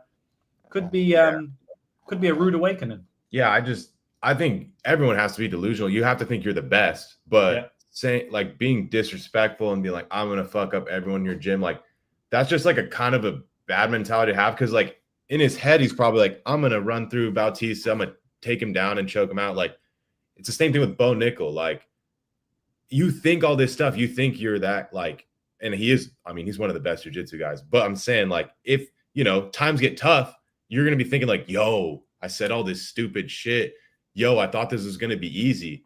And then you're taking some body shots and you're done. Like it can go too far. Obviously, you need to be delusional to be a good fighter. But Bo Nickel is a good example of like going too far. I'm gonna be minus 800 over Khamzat. He probably is like thinking about that. Oh, I said all this crazy shit, and this is a tough fight versus fucking Derrida. And he probably started freaking out. Anxiety, everything's going through your head. The same thing happened to McGregor in the Nate Diaz fight. Yeah, McGregor and Nate Diaz, he just comes in way too overlooking him, way too cocky, and he throws everything in his shots, and then he gets finished in round 2. And that was clearly shown in the rematch, because in the rematch he beat Nate Diaz, so we know he had it in him to win the fight. If he trained properly, if he had the right mentality, he could win that fight. But because of his mentality, he didn't win that fight. It wasn't skill set. It was like mentality and throwing 100% strikes, trying to knock his block off, doing 360 will kicks, you know, against fucking Nate Diaz, and he didn't do that in the rematch. So it's interesting, bro, but he's definitely going to get memed for what he said if he doesn't submit him, bro. But I don't know. That is it's going to be a good one. I'm just happy that we see Patchy in the UFC. Same, bro. You ever seen that video, They Call Me Patch, where he's like, hey, yo, young boy, what happened to your hair? And then the little kid with that thing, he's like, they call me Patch. Nah, bro. Nah. Anybody in the comments knows what I'm talking about. Yeah, I can bring it up, but that shit's funny as hell. It's like a little bald kid, and they're like, damn, bro, what happened to your mitt? And he's like, he tries to act all hard and shit. He's like, man, they call me Patch. That's Patchy. You have to own it, bro. You know, if you got something obvious, you got to fucking own it, man, especially as a kid. But I don't know why they call him Patchy. I guess because it's Patrick, but maybe there's something else to it. That's a pretty cool name, though, Patchy Mix. That's that kid. He just grew up and he got the hair transplant. It's Patchy. Yeah. All right, we'll write down. And I think Yeah, I think we can write Bautista. Bautista decision is all right. Has it jumped up a bit or? Yeah, that's what I was interested. If his money line keeps going and they give me 300 on the decision, I'm taking that. Yeah, see that's if nice. you get a good number on the round 3 decision. Like if it's similar, don't play it. It's like mid 200s still, 275. Yeah, still write it for me. Yeah, I think I think 80% that's still valued. Like it's slim margins. Yeah, I think 80% of his win equity is probably a decision, respectfully. Like Patchy's got that dog in him, bro. He's got that fucking dog in him. Never finished. Never looked like he was close to being finished. Yeah, he's been cracked hard. He's durable, bro. Very durable, and he's got that dog in him. Yep. Anything else? I think we're good, right? Yeah, we're good. Wait, Damn, it's 163 now. I might tap that. What's up? I got the video. Y'all gotta watch it. Let me know if you could hear it though. Hold on. What happened to your hair? Talking about your head. What happened to your head? That's what I'm talking about. What happened to your head? I know you got me on snap, dog. Yo, you on some nut shit though, cuz. Like, why you outside like that, cuz? This is my hood, you know that, right? I'm not worried about none of that. Your hood on some weird shit. Have you walking around with that nut ass patch, dog? Don't disrespect me. Oh, they call you Patch? You on some shit, Patch. You on some shit. Don't do that to me, dog. You on some shit, you hear me? You're not gonna keep talking to me like that, dog. You on some shit, Patch. I don't even know you, dog. So what you trying to do? You want me to get out the car inside? What you trying to do? I can see you right now. I'm no bitch. So what's up? You trying to get it in right now? Don't do that shit to me. I'll get out the car right now, young. What's up? What's up? Let's get it. What's up? All right, oh, all right, that's what I'm saying. Patchy, you on nuts. That's what's gonna happen to Patchy Mix this weekend when we smoke that Patchy pack. Bro, that guy looked like he was fucking on some drugs or something. Can't even speak properly. Hey, don't do that to me, dog. I ain't no bitch, dog. I ain't no bitch, man. Jeez, bro, that kid was like fucking 11 years old, coming like he was 43, bro. You know, some nut shit, Patch. 11 years old, coming like he's 43, bro. Hopefully that guy gets his life sorted and his hair together. Oh wait, there's another fight? Yeah. No, bro, I don't think it's from stress, bro. Bro, it's like, boo, that's so stressed. He's like a teenager flying out, bro. No, he's got Benjamin Button. I don't know if it's from stress, bro. That's a bit of an assumption, my bro. Yeah, you can lose hair from stress, but like you don't just like your entire hair goes, bro. I don't think that's what happens, my man. All right, moving on. I'm sorry. We got Czar taking on Joe Pyfer. Whoa, that's crazy disrespect. No, Czar, if he earns too much money and he stop going to the gym and that. Yeah. Bro, I'm getting fucked up by this. The sun's in your grill. Yo, you're shining, bro. The aura is real right now, bro. Now, look at this aura. Plus 75 unit aura got you shining. Aura farming. I'm about to get my hair burnt off like the kid who was too stressed out. Wait there. Yeah. Yo, imagine Lou Patch. Oh my god. That Lou Patch, we're gonna be smoking on that Lou pack. Kelvin Gastelum, Joe Pyfer. Boys, like I'll make this one quick because the stream is ticking along. I'm having good fun, but I don't want to hit 3 hours, bro. Fucking yeah, this fight obviously was cancelled when they first fought. I feel like Joe Pyfer got away with one, and I got fucked with one because I was gonna bet Kelvin Gastelum in that spot. I mean, I did bet him at like 400 plus 400 or plus 300, and Joe Pyfer was ill for that. He had to pull out via sickness, to which I knew he was sick. So, it was part of the bet, which was kind of upsetting. And then obviously it was at elevation, right? So it was a massive, massive difference. Now it's rebooked. I feel like Pyfer gets the win. I still feel like the line is wide, though. I think Gastelum's the better striker. I think a veteran takedown or two from Gastelum is live here. Nobody going to be talking about that. I know they won't. They think Joe Pyfer grappling upside only. I believe Kelvin Gastelum has wrestling upside in this fight. As we get into round 2 and round 3, I think the veteran spirit of Kelvin Gastelum could take Joe Pyfer down maybe once or twice and steal a round or two. I also think that he could sting Joe Pyfer early with his speed and in and out movement. I think he's faster than Pyfer. I think he hits better straight shots down the middle. And I think that he could sting Pyfer to win the first round. And then it's 1-1 going into round 3, and Joe Pyfer's a bit tired. Why not? Why not?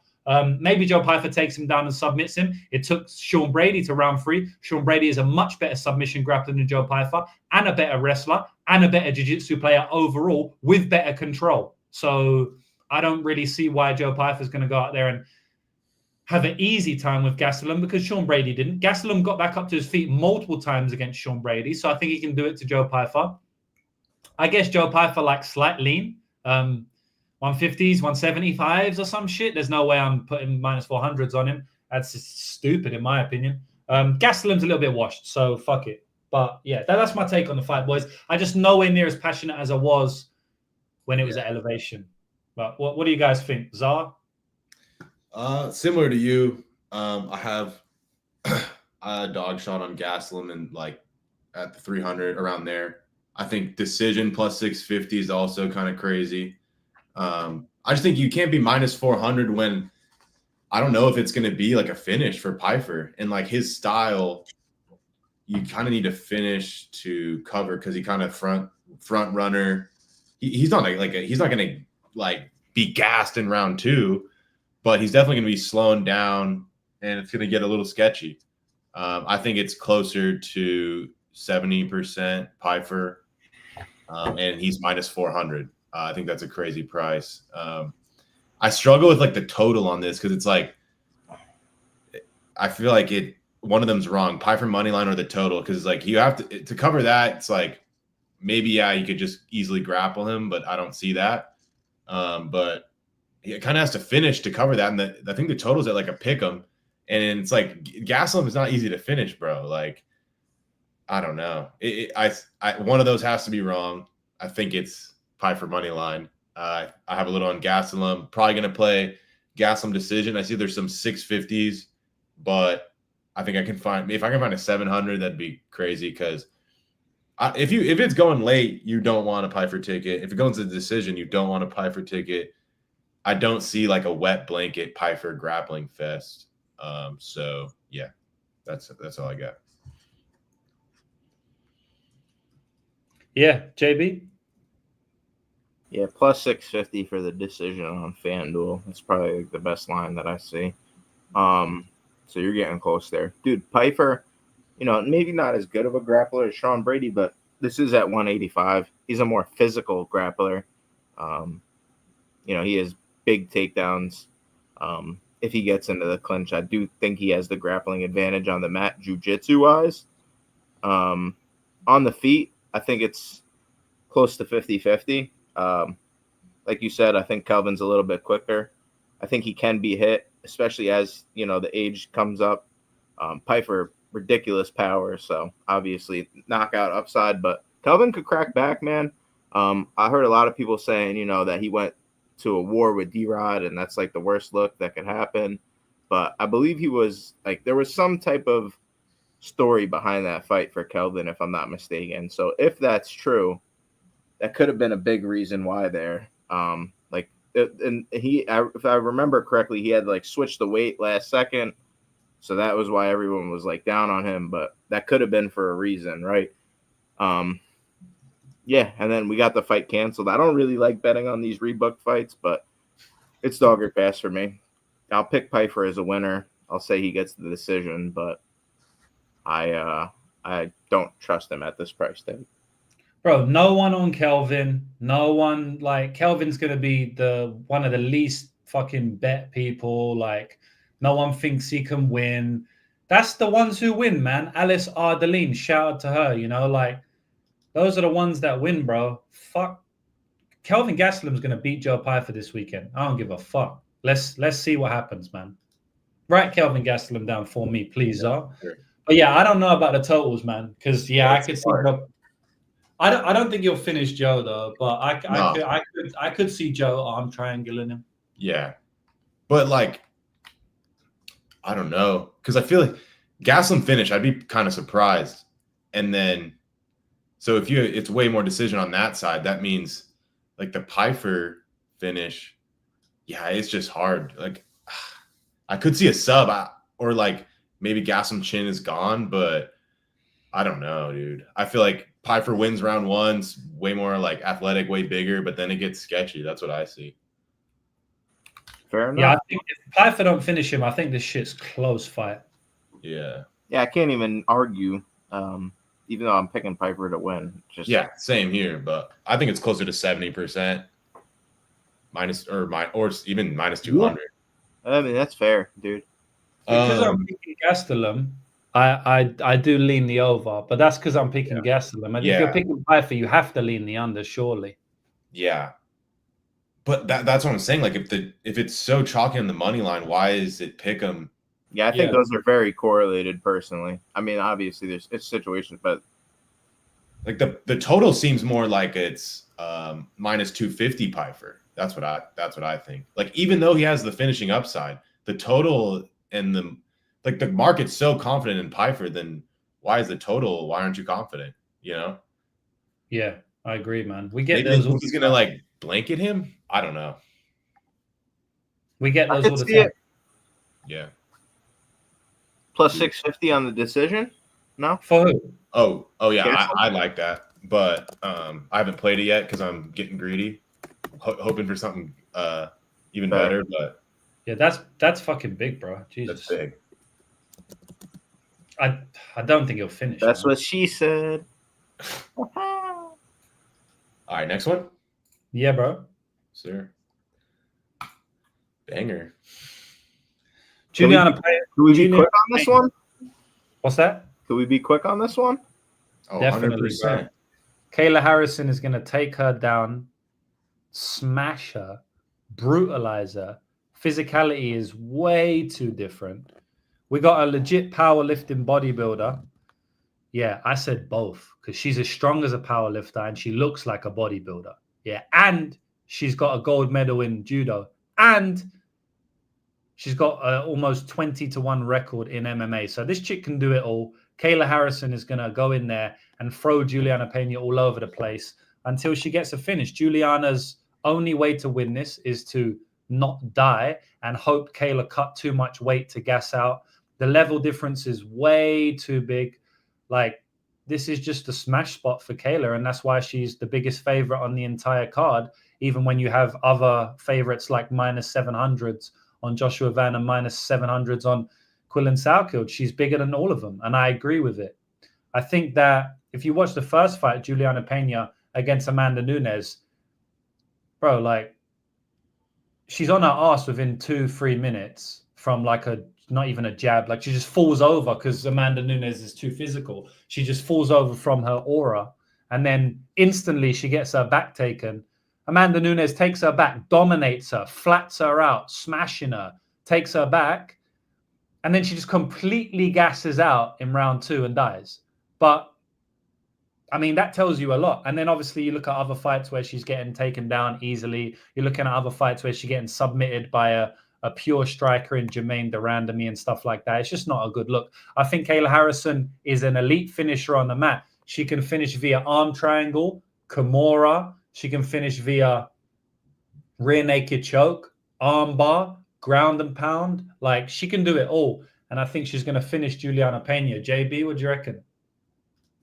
Yeah, I totally agree. I don't know how I'd play it. Maybe fight doesn't go.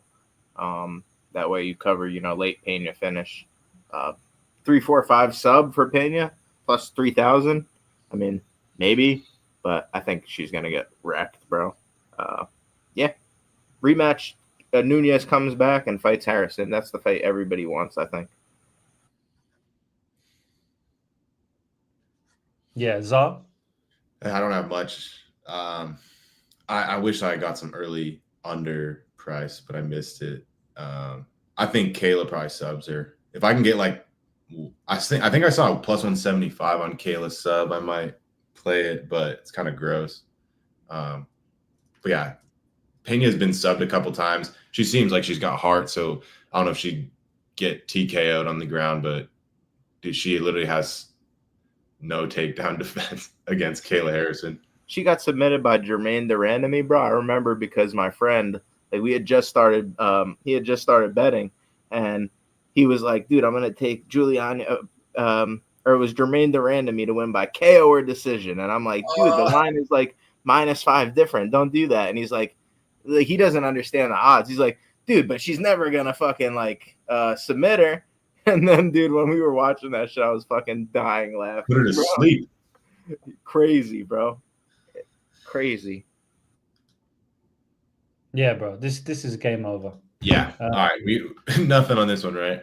Yeah, Kayla ITD under 4.5. Like Give me a all, bro. Oh yeah. I agree. Do you think Kayla will KO or sub her? I think it's subs way more likely. Pena's got some heart, never been KO'd, I don't think, and been subbed a few times, like we were talking about. And Kayla, I think she's got good ground and pound, but it's like to set up. Like obviously, if you're gonna cover up and like quit, she'll take it. But it's more to set up those subs. And yeah, I wish I got got in on that under before that steam, bro. Fuck, I didn't see that. Yeah. Nice, bro. Main event of the fucking evening. This has been a good show. Oh yeah, boys, if you go and follow Parlay Madness, I'm gonna either let you guys into my service and all my bets for free for this card, or for like $3.16 for UFC 316 or something like that. Maybe we could do that. But boys, we need some likes on we need some likes, man. So go and follow Parlay Madness YT. If we get over 200 on IG or Twitter, then I will let you in. At the moment, we have 189, so we need 11 more subs. Not bad. Dude, there's a lot of fucking shows going on right now. So if you're watching now or you're watching on the recording, we appreciate you guys. We're trying to take this show to the moon. And I think personally, this is the only show you need to watch on MMA Betting YouTube every week, bro. Facts. Yeah, bro, we got 591 live viewers in now. So if there is a lot of shows going on, shout out to you guys because we got 591. So it's a lot of people watching. That's crazy. It's a lot. Oh shit, my man. All right. That comment, Kayla radioactive urine's got me weak. Insidious gorilla. All right. Have you heard her talking about like how she's natural in the Juliana Pena and her had like a back and forth, and she's like, yeah, it's kind of funny. I think it's Dean Thomas, but randomly just come out of nowhere. He's like, Kayla, how does it feel that everybody's saying you're on steroids? She's like, oh, well, I'm not, I'm a clean athlete. I don't need to cheat, all of that stuff. Yeah. That's just, I mean, unless she's like 0.0001%, bro, like that's crazy. Her clit is turning into a wiener at this point, bro. All right. Moving on. All right, someone go. Someone go, bro. I'm just sending them. I think this is an interesting fight, dude. It's a rematch. We've seen it already. I was on Merab in the last time. Like, this is different odds. It's a different fight.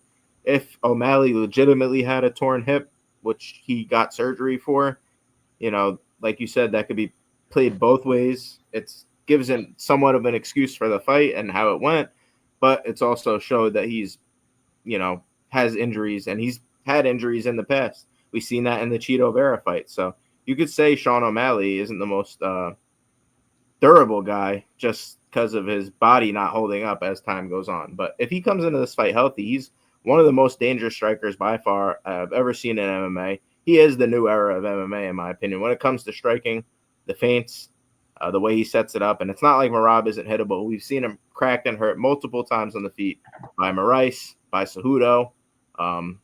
Sean hurt him in the last fight to the body. I think that could be the key here.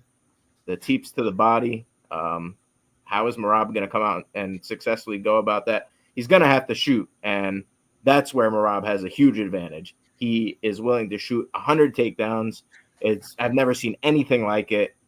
But I think if Sean is able to find the knockout blow here, which I think he can because he's the much better striker, or if he's able to de-up takedowns like he's done in the past before and get back to the feet, I think he has a lot of success here. And yeah, I'm going with Sean O'Malley. I believe he finds the knockout in the first 2 rounds, or he wins a close decision, or he submits even Merab. I think that's a crazy, crazy look, but we've seen Merab submitted before, and I know Sean O'Malley we talked about the front chokes with Tim Welch, right? Like, I ain't playing KO or decision is basically what I'm saying. I'm going to just take the money line. I think all methods are live here. But I'm going to go with KO because I just think Sean's a sniper, man. He's going to find it here. Joshua Van sub parlayed with Sean O'Malley sub. You heard it here first. Easy lock. Minus 110. Yeah, bro. I feel like this is a very, very high-level fight. And in high-level fights, it's very rare that someone should be plus 230. Sean O'Malley had a great win in Aljamain Sterling. Another great win in Peter Yan, which was a 50-50 fight, regardless of what way you score it. In a very hard stylistic matchup for Sean, because Peter Yan is an elite striker with the grappling advantage. Merab is not an elite striker, and he does have the grappling advantage, though. So I feel like Peter Yan is very similar matchup to Merab Dvalishvili here for him in terms of, for Sean. The difference is the pace, but Peter Yan had a crazy pace for 3 rounds, to be honest. In the fight against Merab, the first fight, Sean got dominated for, a good portion of those minutes. But outside of that, Merab was like low paced and not fighting with his usual recklessness. And I believe that he did that on purpose. I feel like he knows Sean O'Malley hits hard. I mean, he just was coming off knocking out his neighbor and best friend and main training partner, Aljamain Sterling. So he didn't want that to be his fate again. His fate, sorry. He didn't want that to be his fate. So he didn't really push the pace on Sean O'Malley as much as, he has on some other fighters. And I don't think he will here. And what that means is Sean has a chance to crack him more than maybe other fighters. I actually think it might be smarter for Merab to just kind of go Hail Mary, because Sean can start to doubt himself in there, like he did in the Merab fight, and his body language doesn't look good. Same thing happened in the Peter Yan fight. When he's getting grappled, he seems to have like kind of bad body language, but to his credit, he still pushes through and he tries to get back up to his feet. But I don't like his body language. Sometimes he accepts bottom position for maybe a 30 seconds longer than I would like him to, because it's hard for him to keep up that grappling pace because he's a striker, but he does it well. He's a great MMA fighter. So I feel like there's a few intangibles in this fight. There's a few things that rematches never go the same way. It's very unlikely that they go the same way. Sean O'Malley, potentially more locked in now. I guess how much stock do you give his hip injury? Because he said that he had basically no hip, and that's why he wasn't able to get back up to his feet and stuff like that. I don't take too much from that usually, but I know he had surgery on his hip. So I take more than just someone coming out and saying it, because usually someone just comes out and says, I had an injury. And you're like, okay, I believe you, or I don't believe you. But he actually had surgery, and there's photos of him having the surgery. So it's like, okay, he definitely did have surgery. So I think that's way more, something to look at a lot deeper than just someone saying, I had an injury. So yeah, I feel like maybe Sean coming in healthier now, to which he seems, could be beneficial. I think Sean's an elite fighter, man, and an elite fighter at plus 230 is potentially always going to look value. I mean, I think Sean looked about plus 230 in the first fight. So there's huge upside for him to do better. And I don't think there's much upside for Merab to do better.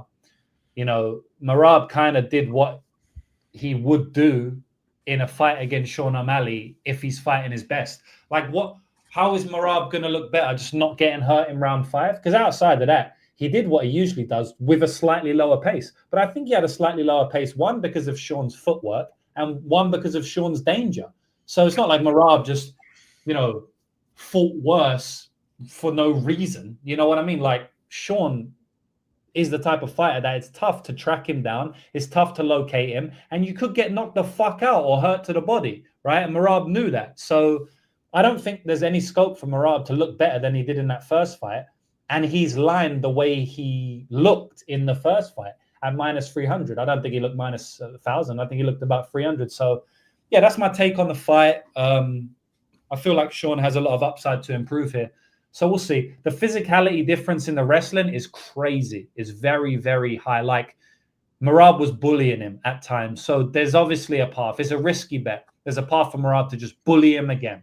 But at some point, he's going to get beat. He's not going to be the unbeatable champ forever. And maybe this is the one time it happens, when the one time the market is not respecting him at this upper echelon. Is respecting him. Zar, what do you think? Yeah, pretty similar to you guys. In that last point, it's like the first time like the market's like, all right, Merab is the guy. He's minus 300. It's never really been like that, like against like super high competition. I don't really get how you get past, 200. Obviously, you're going off the last fight a lot. But yeah, we saw like the pace thing you're talking about. He couldn't do his normal like walk through you, a million takedowns, a million strikes. He knows O'Malley is it is a tougher style for him. Obviously, he's way more physical and can take him down, but it is a tougher style for him. The footwork and the length, I think, is huge. And just the danger on the feet. Like, it's rare to have one punch like danger, one kick danger. Like, he doesn't really fight that often. Like, so yeah, it's tough for me to get past minus 200 Merab. I think plus 250s like O'Malley is really good. I think that's gone now, but it's creeping back up a little bit. I haven't played it yet, but I'm looking to get in around that 240, 250 range. The KO plus 500 is nice. And yeah, it's just, how can you be minus 300 when it was like a 48, 47, I think, right? Or 40, maybe 49, 46. And the finish only line is like chalk O'Malley, and he's the plus 230 dog. So that's saying a lot. So the finish only line is way towards the underdog. It wasn't like a 50-45 domination. O'Malley won 2 rounds. He could steal a 3rd round. I know he stole the 5th round with that kick, but like, he could win 2 rounds, steal a 3rd. Like, it's all super live. So he has 5 rounds to knock him out, and it's not like he can't win rounds. So it's tough getting past minus 200 Merab, even though he is insane cardio, insane physicality. We saw in round 5, O'Malley still has power. After having a couple tough rounds, he still has power to hurt him. And it's not like it's crazy, insane cardio where Sean can't do anything in the later rounds. That's not how it is going to be. So I'm picking Merab. I think he's at least 60%. Can't get past minus 200 though. Merab, yeah, I could see Merab shooting less here as well and striking more, just based on his fight with Umar. He was striking a lot in that fight, and then he even said that he's going to strike more in this fight. And Merab's the type of guy I kind of believe him, bro. Yeah, I kind of believe him. He's a madman, He's a madman. Why not? Why wouldn't he do that? He jumped into the lake head first, bro. I could see it. He seems like he's not like the smartest guy. Dude, he literally jumped into an ice cold lake head first. Yeah, he's a lunatic. That's why he's so good. He's just kind of stupid, but he's just a dog, bro. Yeah, dude, exactly. I love it. You gotta love it, bro, for sure. Yeah. But no, I like Merab. I just think this price is kind of crazy. I think it's Merab pack this week, bro. And you don't get that nose without getting hit, bro. You don't get that nose. You would think Merab is part of my culture with that nose, but it's not. It's because he gets hit a lot. And oh my god! And that's the thing. What do you guys think about this, my man? What do you guys think about this? I was going to ask that as well. It's positive, I think. It's definitely a positive for Sean O'Malley. Like, this is the issue with a lot of narratives, right? So with narratives, people use them as like an entire basis for a bet or a pick, right? That's obviously stupid. But then the other people who think they're smarter than everyone else, what they do is like, oh, look at these, what they think because he stopped smoking, he's going to win the fight. No. Both of these people are stupid, because it's stupid to completely disregard everything in this message. But it's also stupid to use it as a basis for a bet. But no smoking, is that a positive or a negative? Or is it completely neutral? Most likely it's a positive, 1 or 2%, right? Yeah. No video games, positive or big. negative? Positive, 1%, 2%. No wanking, positive or negative? Positive. Every boxer in the planet doesn't wank 6 weeks, 12 weeks up to a fight. for whatever reason, you know. So all of these things are positives for Sean O'Malley. Am I saying, wow, yeah, he's definitely going to KO him because he doesn't wank off? No, of course not. But to completely disregard it is fucking retarded as well, in my opinion. It's like that meme that like, but it's usually the people on it's usually like the people in the middle are like stupid or whatever. But on this one, the people in the middle are the smart ones because it's not black and white. Like, bro, it's always somewhere in the middle. Yeah, bro. Yeah, for the most part. And my man here is saying about the hip surgery, he's saying it's actually worse. I don't agree with this at all. What's it, 2 or 3 months recovery? No, bro. Like, so he had hip surgery last year after the fight, right? So he had hip surgery, I believe it was in October, either in September or October, right after the fight. Where was the fight? Let me see. When was the last fight? When was that? September the 14th, right? Yeah. So let's say that, let's say it was late September, early October, he had hip surgery. I know it was very close to after the fight because I remember seeing it. So he had surgery in October. You're going to recover from that in about 6 months, right? So 6 months is like October, what's 6 months? March. So you're fully fine by March. And this is in June, right? So even if he was like chilling from October to January, that's still 6 months now to train. That's completely fine, bro. 6 months that's a long ass camp. Yeah, October to June is how many months? Like 8 months? That's like 8, 7, 8. It is the start of June, but you could argue he probably got the surgery late September. Yeah, no, that's completely fine. 8 months. 8 months. My opinion, 8 months after a surgery is perfect, to be honest. Yeah. It was a hip labrum surgery, right? So yeah.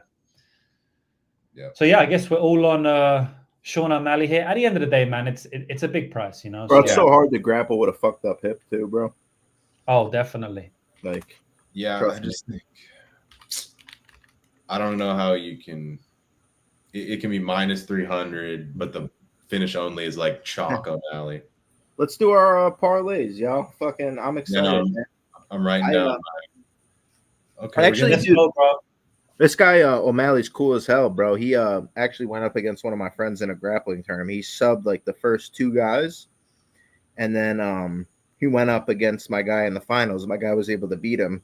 But he's like a super high level guy. It's so funny too because people in the comments will be like, "Sugar Sean got subbed again" or whatever, and it's like, dude, this guy's like a Danaher brown belt. What are we talking about? What are we fucking about? But like he said he talked to him after, bro, and he had like an hour conversation with him. He said he was like one of the coolest, most humble people he's like ever met. Just like a down to earth, super cool guy. Like, you would want to be around. I like O'Malley, man. If you actually listen to any of his interviews or watch his podcast, which I've done before, him and Tim Welch, very, very smart people. They got the pink Lambo, the luminous green hair, so it kind of gives off some, reputation that they're like childish or stupid or something like that. But actually very smart people. They train with Paul Chek, who's one of the highest level minds of our time. Most people haven't heard of him, but he's basically a genius.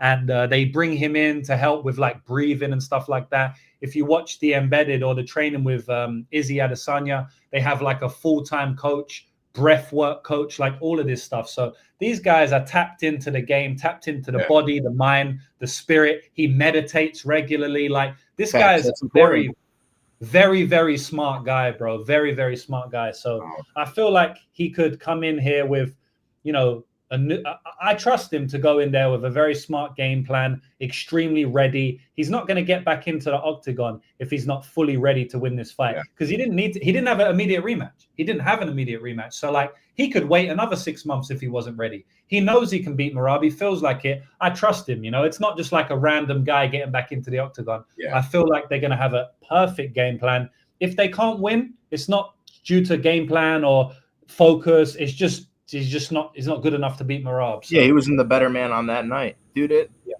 here's the other thing too. Like, what guys are going to local grappling tournaments and putting their fucking ass out there? Like, shows your willingness to get better and being like humble and just being a good competitor. Like, that's what I want in the guy who's. You tell they're sharp.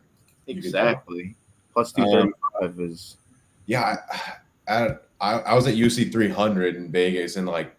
We heard me and my friends like, oh, O'Malley's at this club.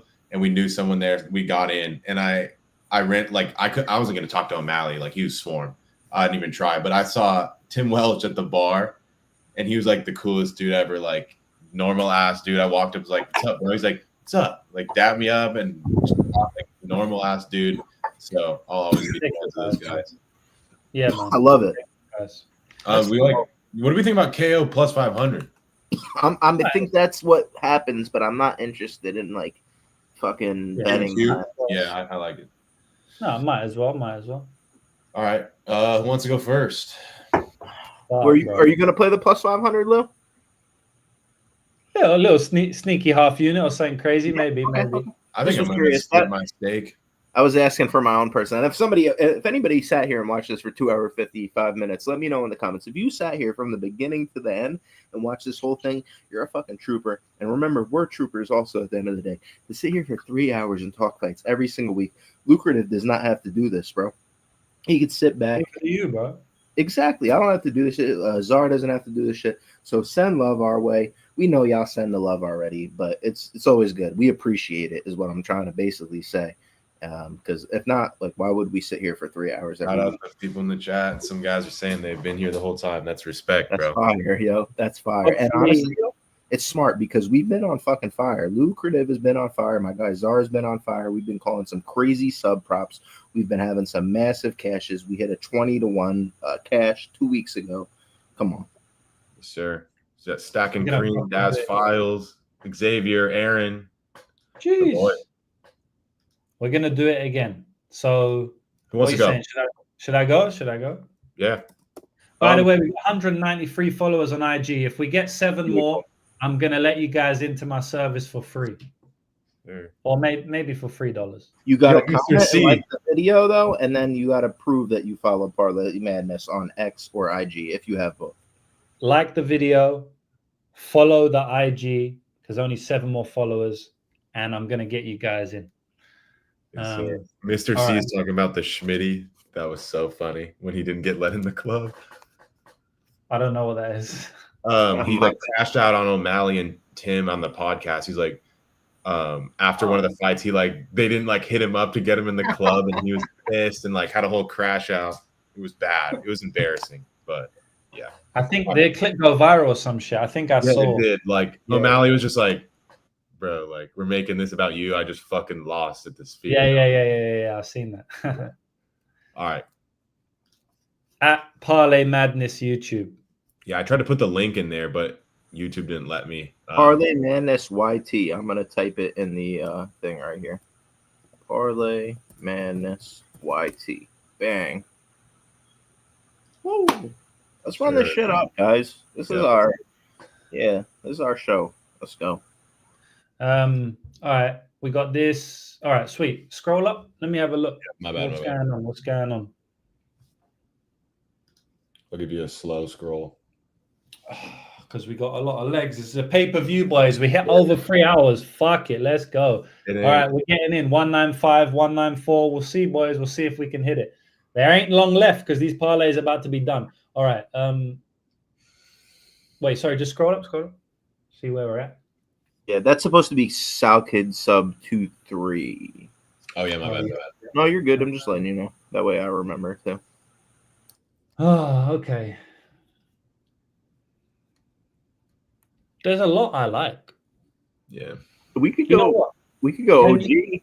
Can you guys go first because there's a lot I like. So I don't want to take what you like because I can play everything here. So you guys go, please. Should I just shoot for the moon?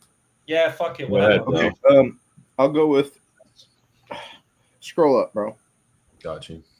Yeah, this isn't like last week where we had slim pickings, bro. We got options. Yeah, scroll up. Yeah. I'm like a sub guy though, right? Like that's my thing. I feel like I remember some guy commented a couple weeks ago. He's like, definitely subs, bro. That's your thing, but you always miss by like 1, and it's so true, bro. And you know what? That Lipski sub calling my name, that Choinski sub calling my name, but I'm not gonna play those. Those are two. Those are like crazy JB shit. I'll go with the Salkilld sub 2-3, and I'll go with the U sub, but you got to change it from U sub to Ju sub, JOO sub, and then that's gonna be my play, dog. I mean, look, Jeka white belt, Yeah. Holy And Waldo. Quillan, like I just think has grappling upside here, especially late. So Respect. I'll go with I that. like that, bro. Bro, Thanks. listen to this, man. If Jew subs him, yeah, and you know Jew's got subs. I mean, I done seen it on Twitter the other day. Like, we know the Jew has the subs in the bag. If Jew subs him at plus 260, everyone in the whole community is going to be like, how didn't we play submission against a white belt? That's crazy. Western Will subbed him. And now it's going to be mad, you know? So Yeah. People here's what it is. I think people want these massive numbers on these subs because it's such a rare outcome. yeah, it's You true. got to think Not opponent. against Jeka. Let's run it. Let's run Yeah. it. It's fucking Jeka, bro. Like, come on, man. Dude, I think it's easy. Like, I think it's 30% outcome minimum. I'm just getting greedy and I haven't played it yet.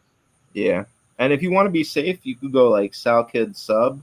Can I just do that? I'm gonna just do that. I'm gonna go with Salkilld sub regular. Yeah. Just because we saw what happened in his last fight, right? Yeah, we talked about it on the stream no less. So True is true. We literally said if we like the sub, let's split the steak.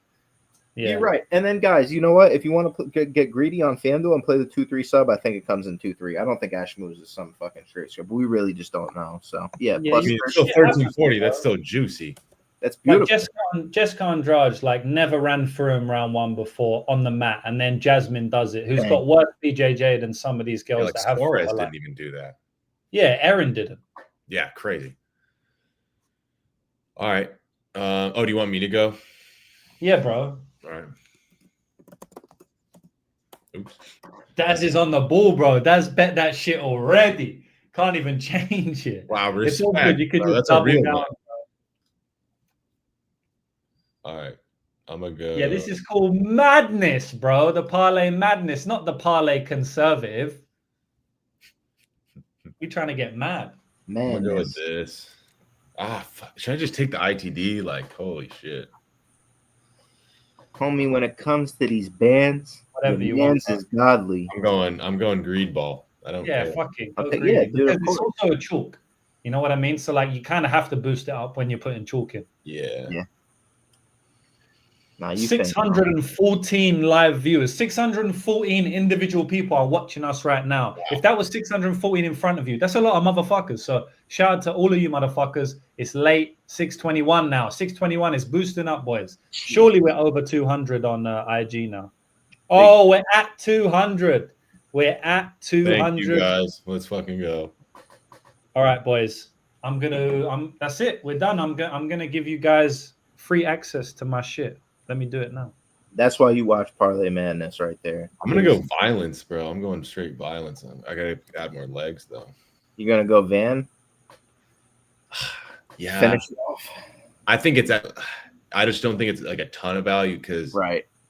dude, like I know every fight he has them fucked, but he has like 5 wins, 5 out of 6 wins are decisions, and it's not like Silva's chinny. He just gasses. So, fuck, it is good though. Like, we talked about how No, it's true. all of Bruno's win equity is finished. So, like, it would just be if you think Van is gonna decision him. yeah. And I think it's pretty 50-50. So it's definitely, I definitely would never play the over. That's for sure. That's facts. Fan has no power. I mean, come on, bro. Bro, tripping. That's disrespectful to my boy Joshua Van. He's a flyweight, right? So he's not gonna. Most of the time, they ain't gonna have crazy power. Like Bruno is like 1 of 5, but fuck, bro. Like he makes up with it with pace if he doesn't have power. Yeah. And he has power, bro. Ask some of these motherfuckers. He has power. Whether he finishes them, ask Cody Durden if he has power. Yo. Yeah. What should I Go go and with? ask Cody. I don't know, but I got a bar for you. Cody would take you down and sub you for saying that, bro. I don't No, love go this. on. Let me hit the bar, bro. You need a beat or what? Nah, I got you. I said, yo, when it comes to these bands, your man's is godly. I'm undefeated with these hands like I'm Fernando. Rodney. Oy vey, oy vey, oy vey.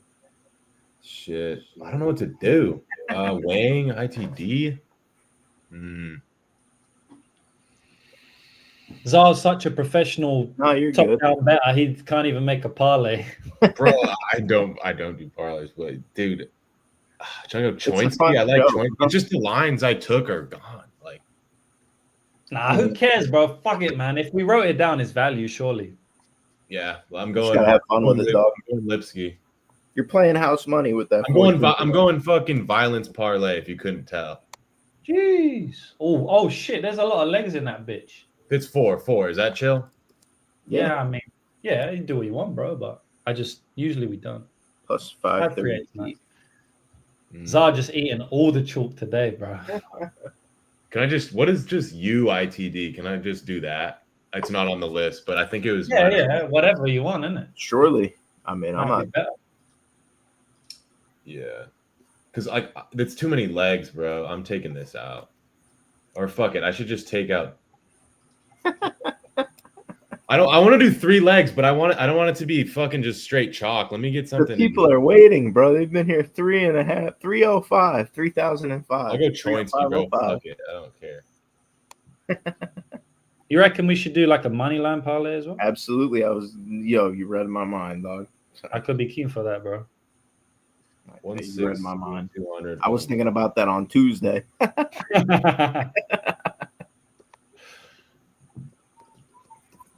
All right. Hey, how do you not on this card? I mean, it's 316 like Austin, baby. The issue with this card is that it's just full of chalk favorites. So it's like the picks are kind of obvious, you know. So it's like we have to get cute with the props. But if we had a money line, maybe it won't be massive odds, but it should be like kind of safe. We could probably get to like plus. Yeah, bro. I agree. Yeah, that's why I had a bunch of chalk in mind because like I don't want to go all chalk favorites, but I like a lot of violence. Oh yeah, dude. O'Malley KO is still there. O'Malley's still there. Holland ITD is still there. Mario decision still there. Van 2-3 still there. Waldo KO still there. Yeah. All right. So I'll make mine now, right? Yeah. I was just making the coupon for everyone to join my shit for $3.16 for UFC 316. And that's just because you got us to 200 likes, subscribers. So, 202 now. We're killing it now. IG about to take off, and we only just started this shit a couple of weeks ago. So don't watch that. All right, what we got? Don't forget the Wang. Bro, I love a bit of Wang King, man. I mean Wang Kong. Pause. Wink. All right. Okay, what we got going on? All right. Sorry. Can you scroll up? Let me see what you guys done. Okay. Oh shit, that switched up. I feel like we left you a lot, dog. Yeah.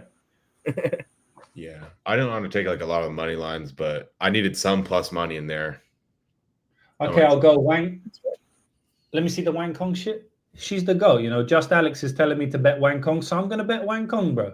All right, we're going to go Wang ITD because I am, no Wang Kong for O'Malley this week, but Wang Kong for lucrative, big time. This hits, bro. I'm big on Wang Kong this week, bro. Like, I'm all in on Wang Kong. You know what I mean? Like, every night, I'm just thinking about Wang Kong. I know at the end of the week, Wang Kong is going to finish for me a big explosive finish. Yes, Are you taking the fight doesn't go, or that's Wang KO or sub? He's going all in Wang, bro. Just the Wang, bro. I'm just high on the Wang. You know what I mean? Like the Wang in general, bro. Like the Wang is a beast, and the Wang is gonna finish brutally. Pause. All right, what we got going on? Brutally. Is my mic okay, bro? Yeah. You're sounding good. You're sounding good. No chirps. No chirps, yeah. So I want to make this a confident one because I'm kind of confident. Oh, you already did. We could go old school, bro, and we could do like 7 parlays because I still have some legs that I want to use. So I think yes, one of the because like we did 7 parlays one week, but it's like we had fuck all legs and we're just doubling up, which isn't good. Well, let's just do it for the pay-per-views. Yeah, maybe just for the pay-per-view. It's like a couple double ups are fine, but dude, this week we might not even have to double up. Can you scroll down? You want up? No, scroll down. Scroll down.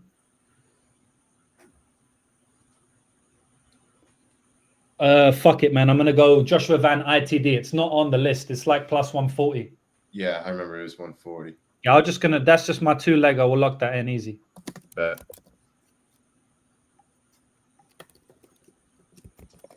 wait, plus 140 is kind of good. Might play that just straight up. 440. Bet. All right, we making a money line, or are we gonna keep making? No, now I think we should do the money line. Okay then. Okay. Let's go, Sean. Okay, yeah. Why not? Scroll up. Or are we just gonna do the chalks? Yeah, we'll add chalks too, of course. Let's just see like what we have. I'm down for Jew. I'm down for Quillan. I'm down for Holland. Are you cool with those, Lou? Yeah. What's a Jew is fuck? He was crazy expensive. What was he? Minus 550, I think. About like, let's see, what is it? Oh, shit, 600. Maybe not 625. What do you think, Lou?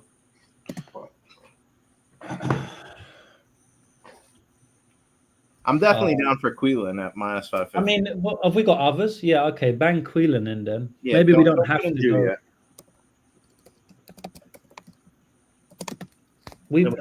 Sub Sean is a risky bet though, bro. Don't you think? Definitely is, dude. I would like that. We'll add him probably after, honestly. Can we add him at the end if we Waldo? need him? Surely. Waldo for sure. Yeah. Barrio. Ju Wang Fang ain't nothing to fuck with. Kayla? The value, bro. I think Barrio makes sense, though. I think we 750. I don't know. She might be 90%. What do you think about Barrio, Lou? Yeah. Okay, wait. Can you scroll up, though? Who we got? Okay, we got fuck Gastelum. That's dead. We got Holland in already, right? Yeah. Khaos. Yeah, Khaos is fuck it. Khaos? I'm down for that. You have to put in legs. Need some moderate. Yeah. Khaos. If we didn't, we wouldn't have wrote him down if we didn't think he could. No, Khaos is cool. What about Bautista? No. I just want to stay away from these dogs if possible. Okay. Yeah. Which is sometimes it's dumb. I mean, dogs are going to hit. I think you need like one or two moderate dogs. We do. We have Waldo. I'm cool with just Waldo for now. Let's see. What about Wang King? Oh yeah. I mean, that's my girl. She's 550, bro. What's the odds though? Yeah, minus 550 is value. Just pick winners. Bro. No, 550 is value in my opinion. I'm cool with it. I'm just saying, what are the odds right now? Minus 550. No, before the parlay odds. Oh yeah. Check the odds. Am I the one that's fucking high? No, I'm just playing. Oh, I love you guys. 280 minus 550. Minus 280 minus 550. What was the last one? My bad. Well, minus 550. Maybe. Okay. Yeah. Yeah, maybe. Plus 326. I mean, bro, plus 326. Oh no, I'm minus 180. Yeah. Oh, wait, remove the 550. Okay, so with Khaos now it's just plus 461. You want to just go with that? I'm down, bro. 461 is all right, bro. Or I'm down to pick winners. I don't know. I think we should just go Meshuggah, bro. Why not? Bro. All right. I reckon keep the money line like that. Bang sugar in another. And then we could add like two more parlays, right? Can I do my crazy? Can I just do my crazy? I reckon I'm gonna go with. All right. This is gonna hit. This is the JB special. You're gonna have to instead of you two, it's gonna be the JB special. I haven't heard that in a while. It's making a return. It's Sean O'Malley money line plus 235. Put that in there. It's hitting this weekend. Sugar Show coming back. If you are what you say, a fresh, cool young Lou. You know what I mean? Fresh, cool young Lou. Oh my God, it's the perfect song. Holland ITD minus 120. Actually, no, hold on. Before I even do that, I'll go with Van round 2, Van round 3. I'm gonna split the stake. What's that? Wow. I'll just make 2. Do we have a 2-3? Yeah, I'm not even gonna add the Holland ITD yet, even though it's a good leg. Wait, is there a 2-3 price? Nah, I didn't have it. I was just gonna do the 2 separate stakes, but then for the graphic, it's not the best. That's kind of annoying. Here, I'll look it up real quick. All right, thanks, G. I appreciate it because I don't have any. There's no app that I have that actually has that. Yeah, hopefully Bovada has it. I split my stake. I already bet this, by the way. Yes, sir. may have also bet it with Kevin Holland inside the distance also on top of it. I'm going to the bookies right after this, and that shit's getting. All of these are getting bet, by the way. But yeah, I'm gonna bet all of them as well. I just stake 25 on each of them.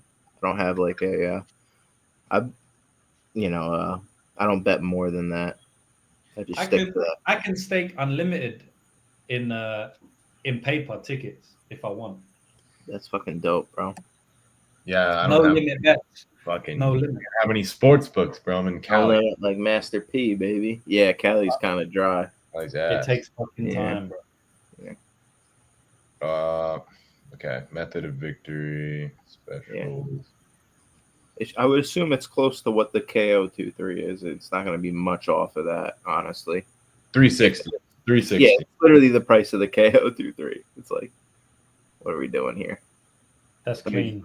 Let me make sure I'm not talking out my ass. But yeah, that's my bet. 360 is they only have the KO 2-3 360. So you want to just say 300? Or 325.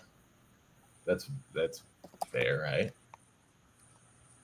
Yeah, dude. Average the two odds. It's plus 550 for round 2 and plus 800. It has to be close to that. Like, yeah, I think it's better, honestly. So yeah. Oops. All right. Is that it, or are you adding more to the JB special? Oh, that's it. That's it. What's the odds? That's gonna be a lot. You are what you say. Yes, sir. Yes, sir. A superstar. 1324. Yep, I like it. And if you play the 2-3 like separate, you probably even get better odds. Yep. All right. You want to make another one? Yeah, I gotta make one, surely. Bet. Okay. Lou 2. Yeah.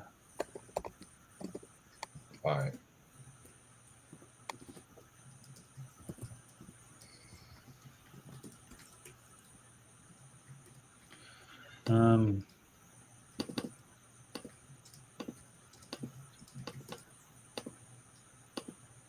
right. All right. We used sub already, right? Yeah. Yeah, it's a good one. I probably won't double up on a prop. What else we got? So none of these. I don't want to add any of these. Waldo KO is looking nice. Waldo straight up. I don't know. Down. Mario decision. I like that. Mario decision. I want that one. Bet. Yeah. It's a big one. Yeah, this is like pretty clear path to victory. And it's pretty good odds.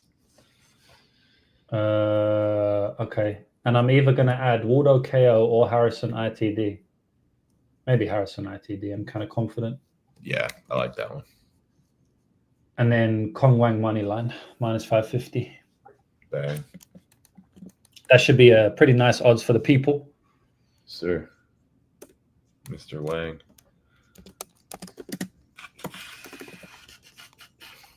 All right. Let's see what we got. So wait, did somebody make a second parlay yet, or no? That hasn't happened. Well, you made one, and he's making one. He hasn't done it yet, though. Okay, he's in the middle of it. I'm sorry, I was reading the comments. Oh, my bad. He said, "Bro, Insidious, you're gonna buy 3 people because it's hitting this week, bro. I'm due. Like that is gonna hit. The Jew is due. The Jew is due."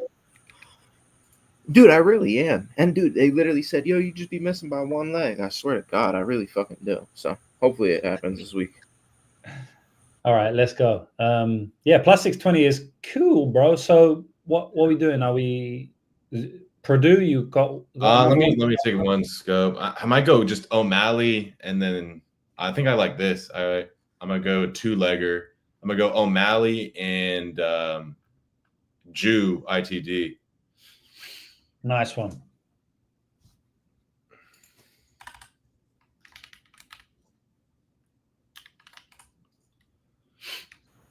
Only 316, bro. I might have to sign up. Yeah, bro. So I've made that. I'll do the announcement after. I mean, we got over 200 subs. I said I was gonna make it free, but fuck that. Wow. Make it 316 is better, bro.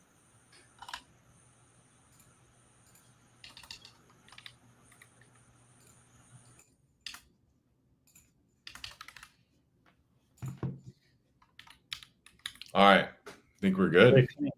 All the smallest odds is like plus 400, which is nice, bro. Yeah. So that's all the parlays.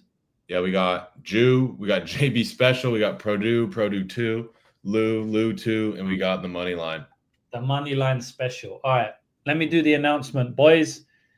I'm giving everyone my bets for $3.16 for UFC 316 since we got over however many for fucking likes we got. So just go to see what the scrolling banner says at the bottom. Sublaunch.com/lucrative MMA, enter code UFC 316 and you get $3.16 off. That's it. Congratulations to us. We just done fucking 3 hours, 20 minutes. If we cut it at 3 hours, 16, that would be cool, but it is what it is. 3 hours, 20. Hopefully going to make 320 grand tomorrow. If some of these parlay hits, I won't be long off. So, man, if you guys got anything more to say before we close on out, please do. But it's been a pleasure. Thanks for your time, Zar. Thanks for your time, JB. Thanks for your time, everybody in the chat. And that's it, man. Nice work, everybody. Best of luck, D-Gens, Javier. Got 636 live people still here. It's a pleasure to work with all of you. Let's fucking go, JB. Take us away, man. Love all you guys, man. Let's fucking go. Peace. Peace out, boys. Let's fucking go.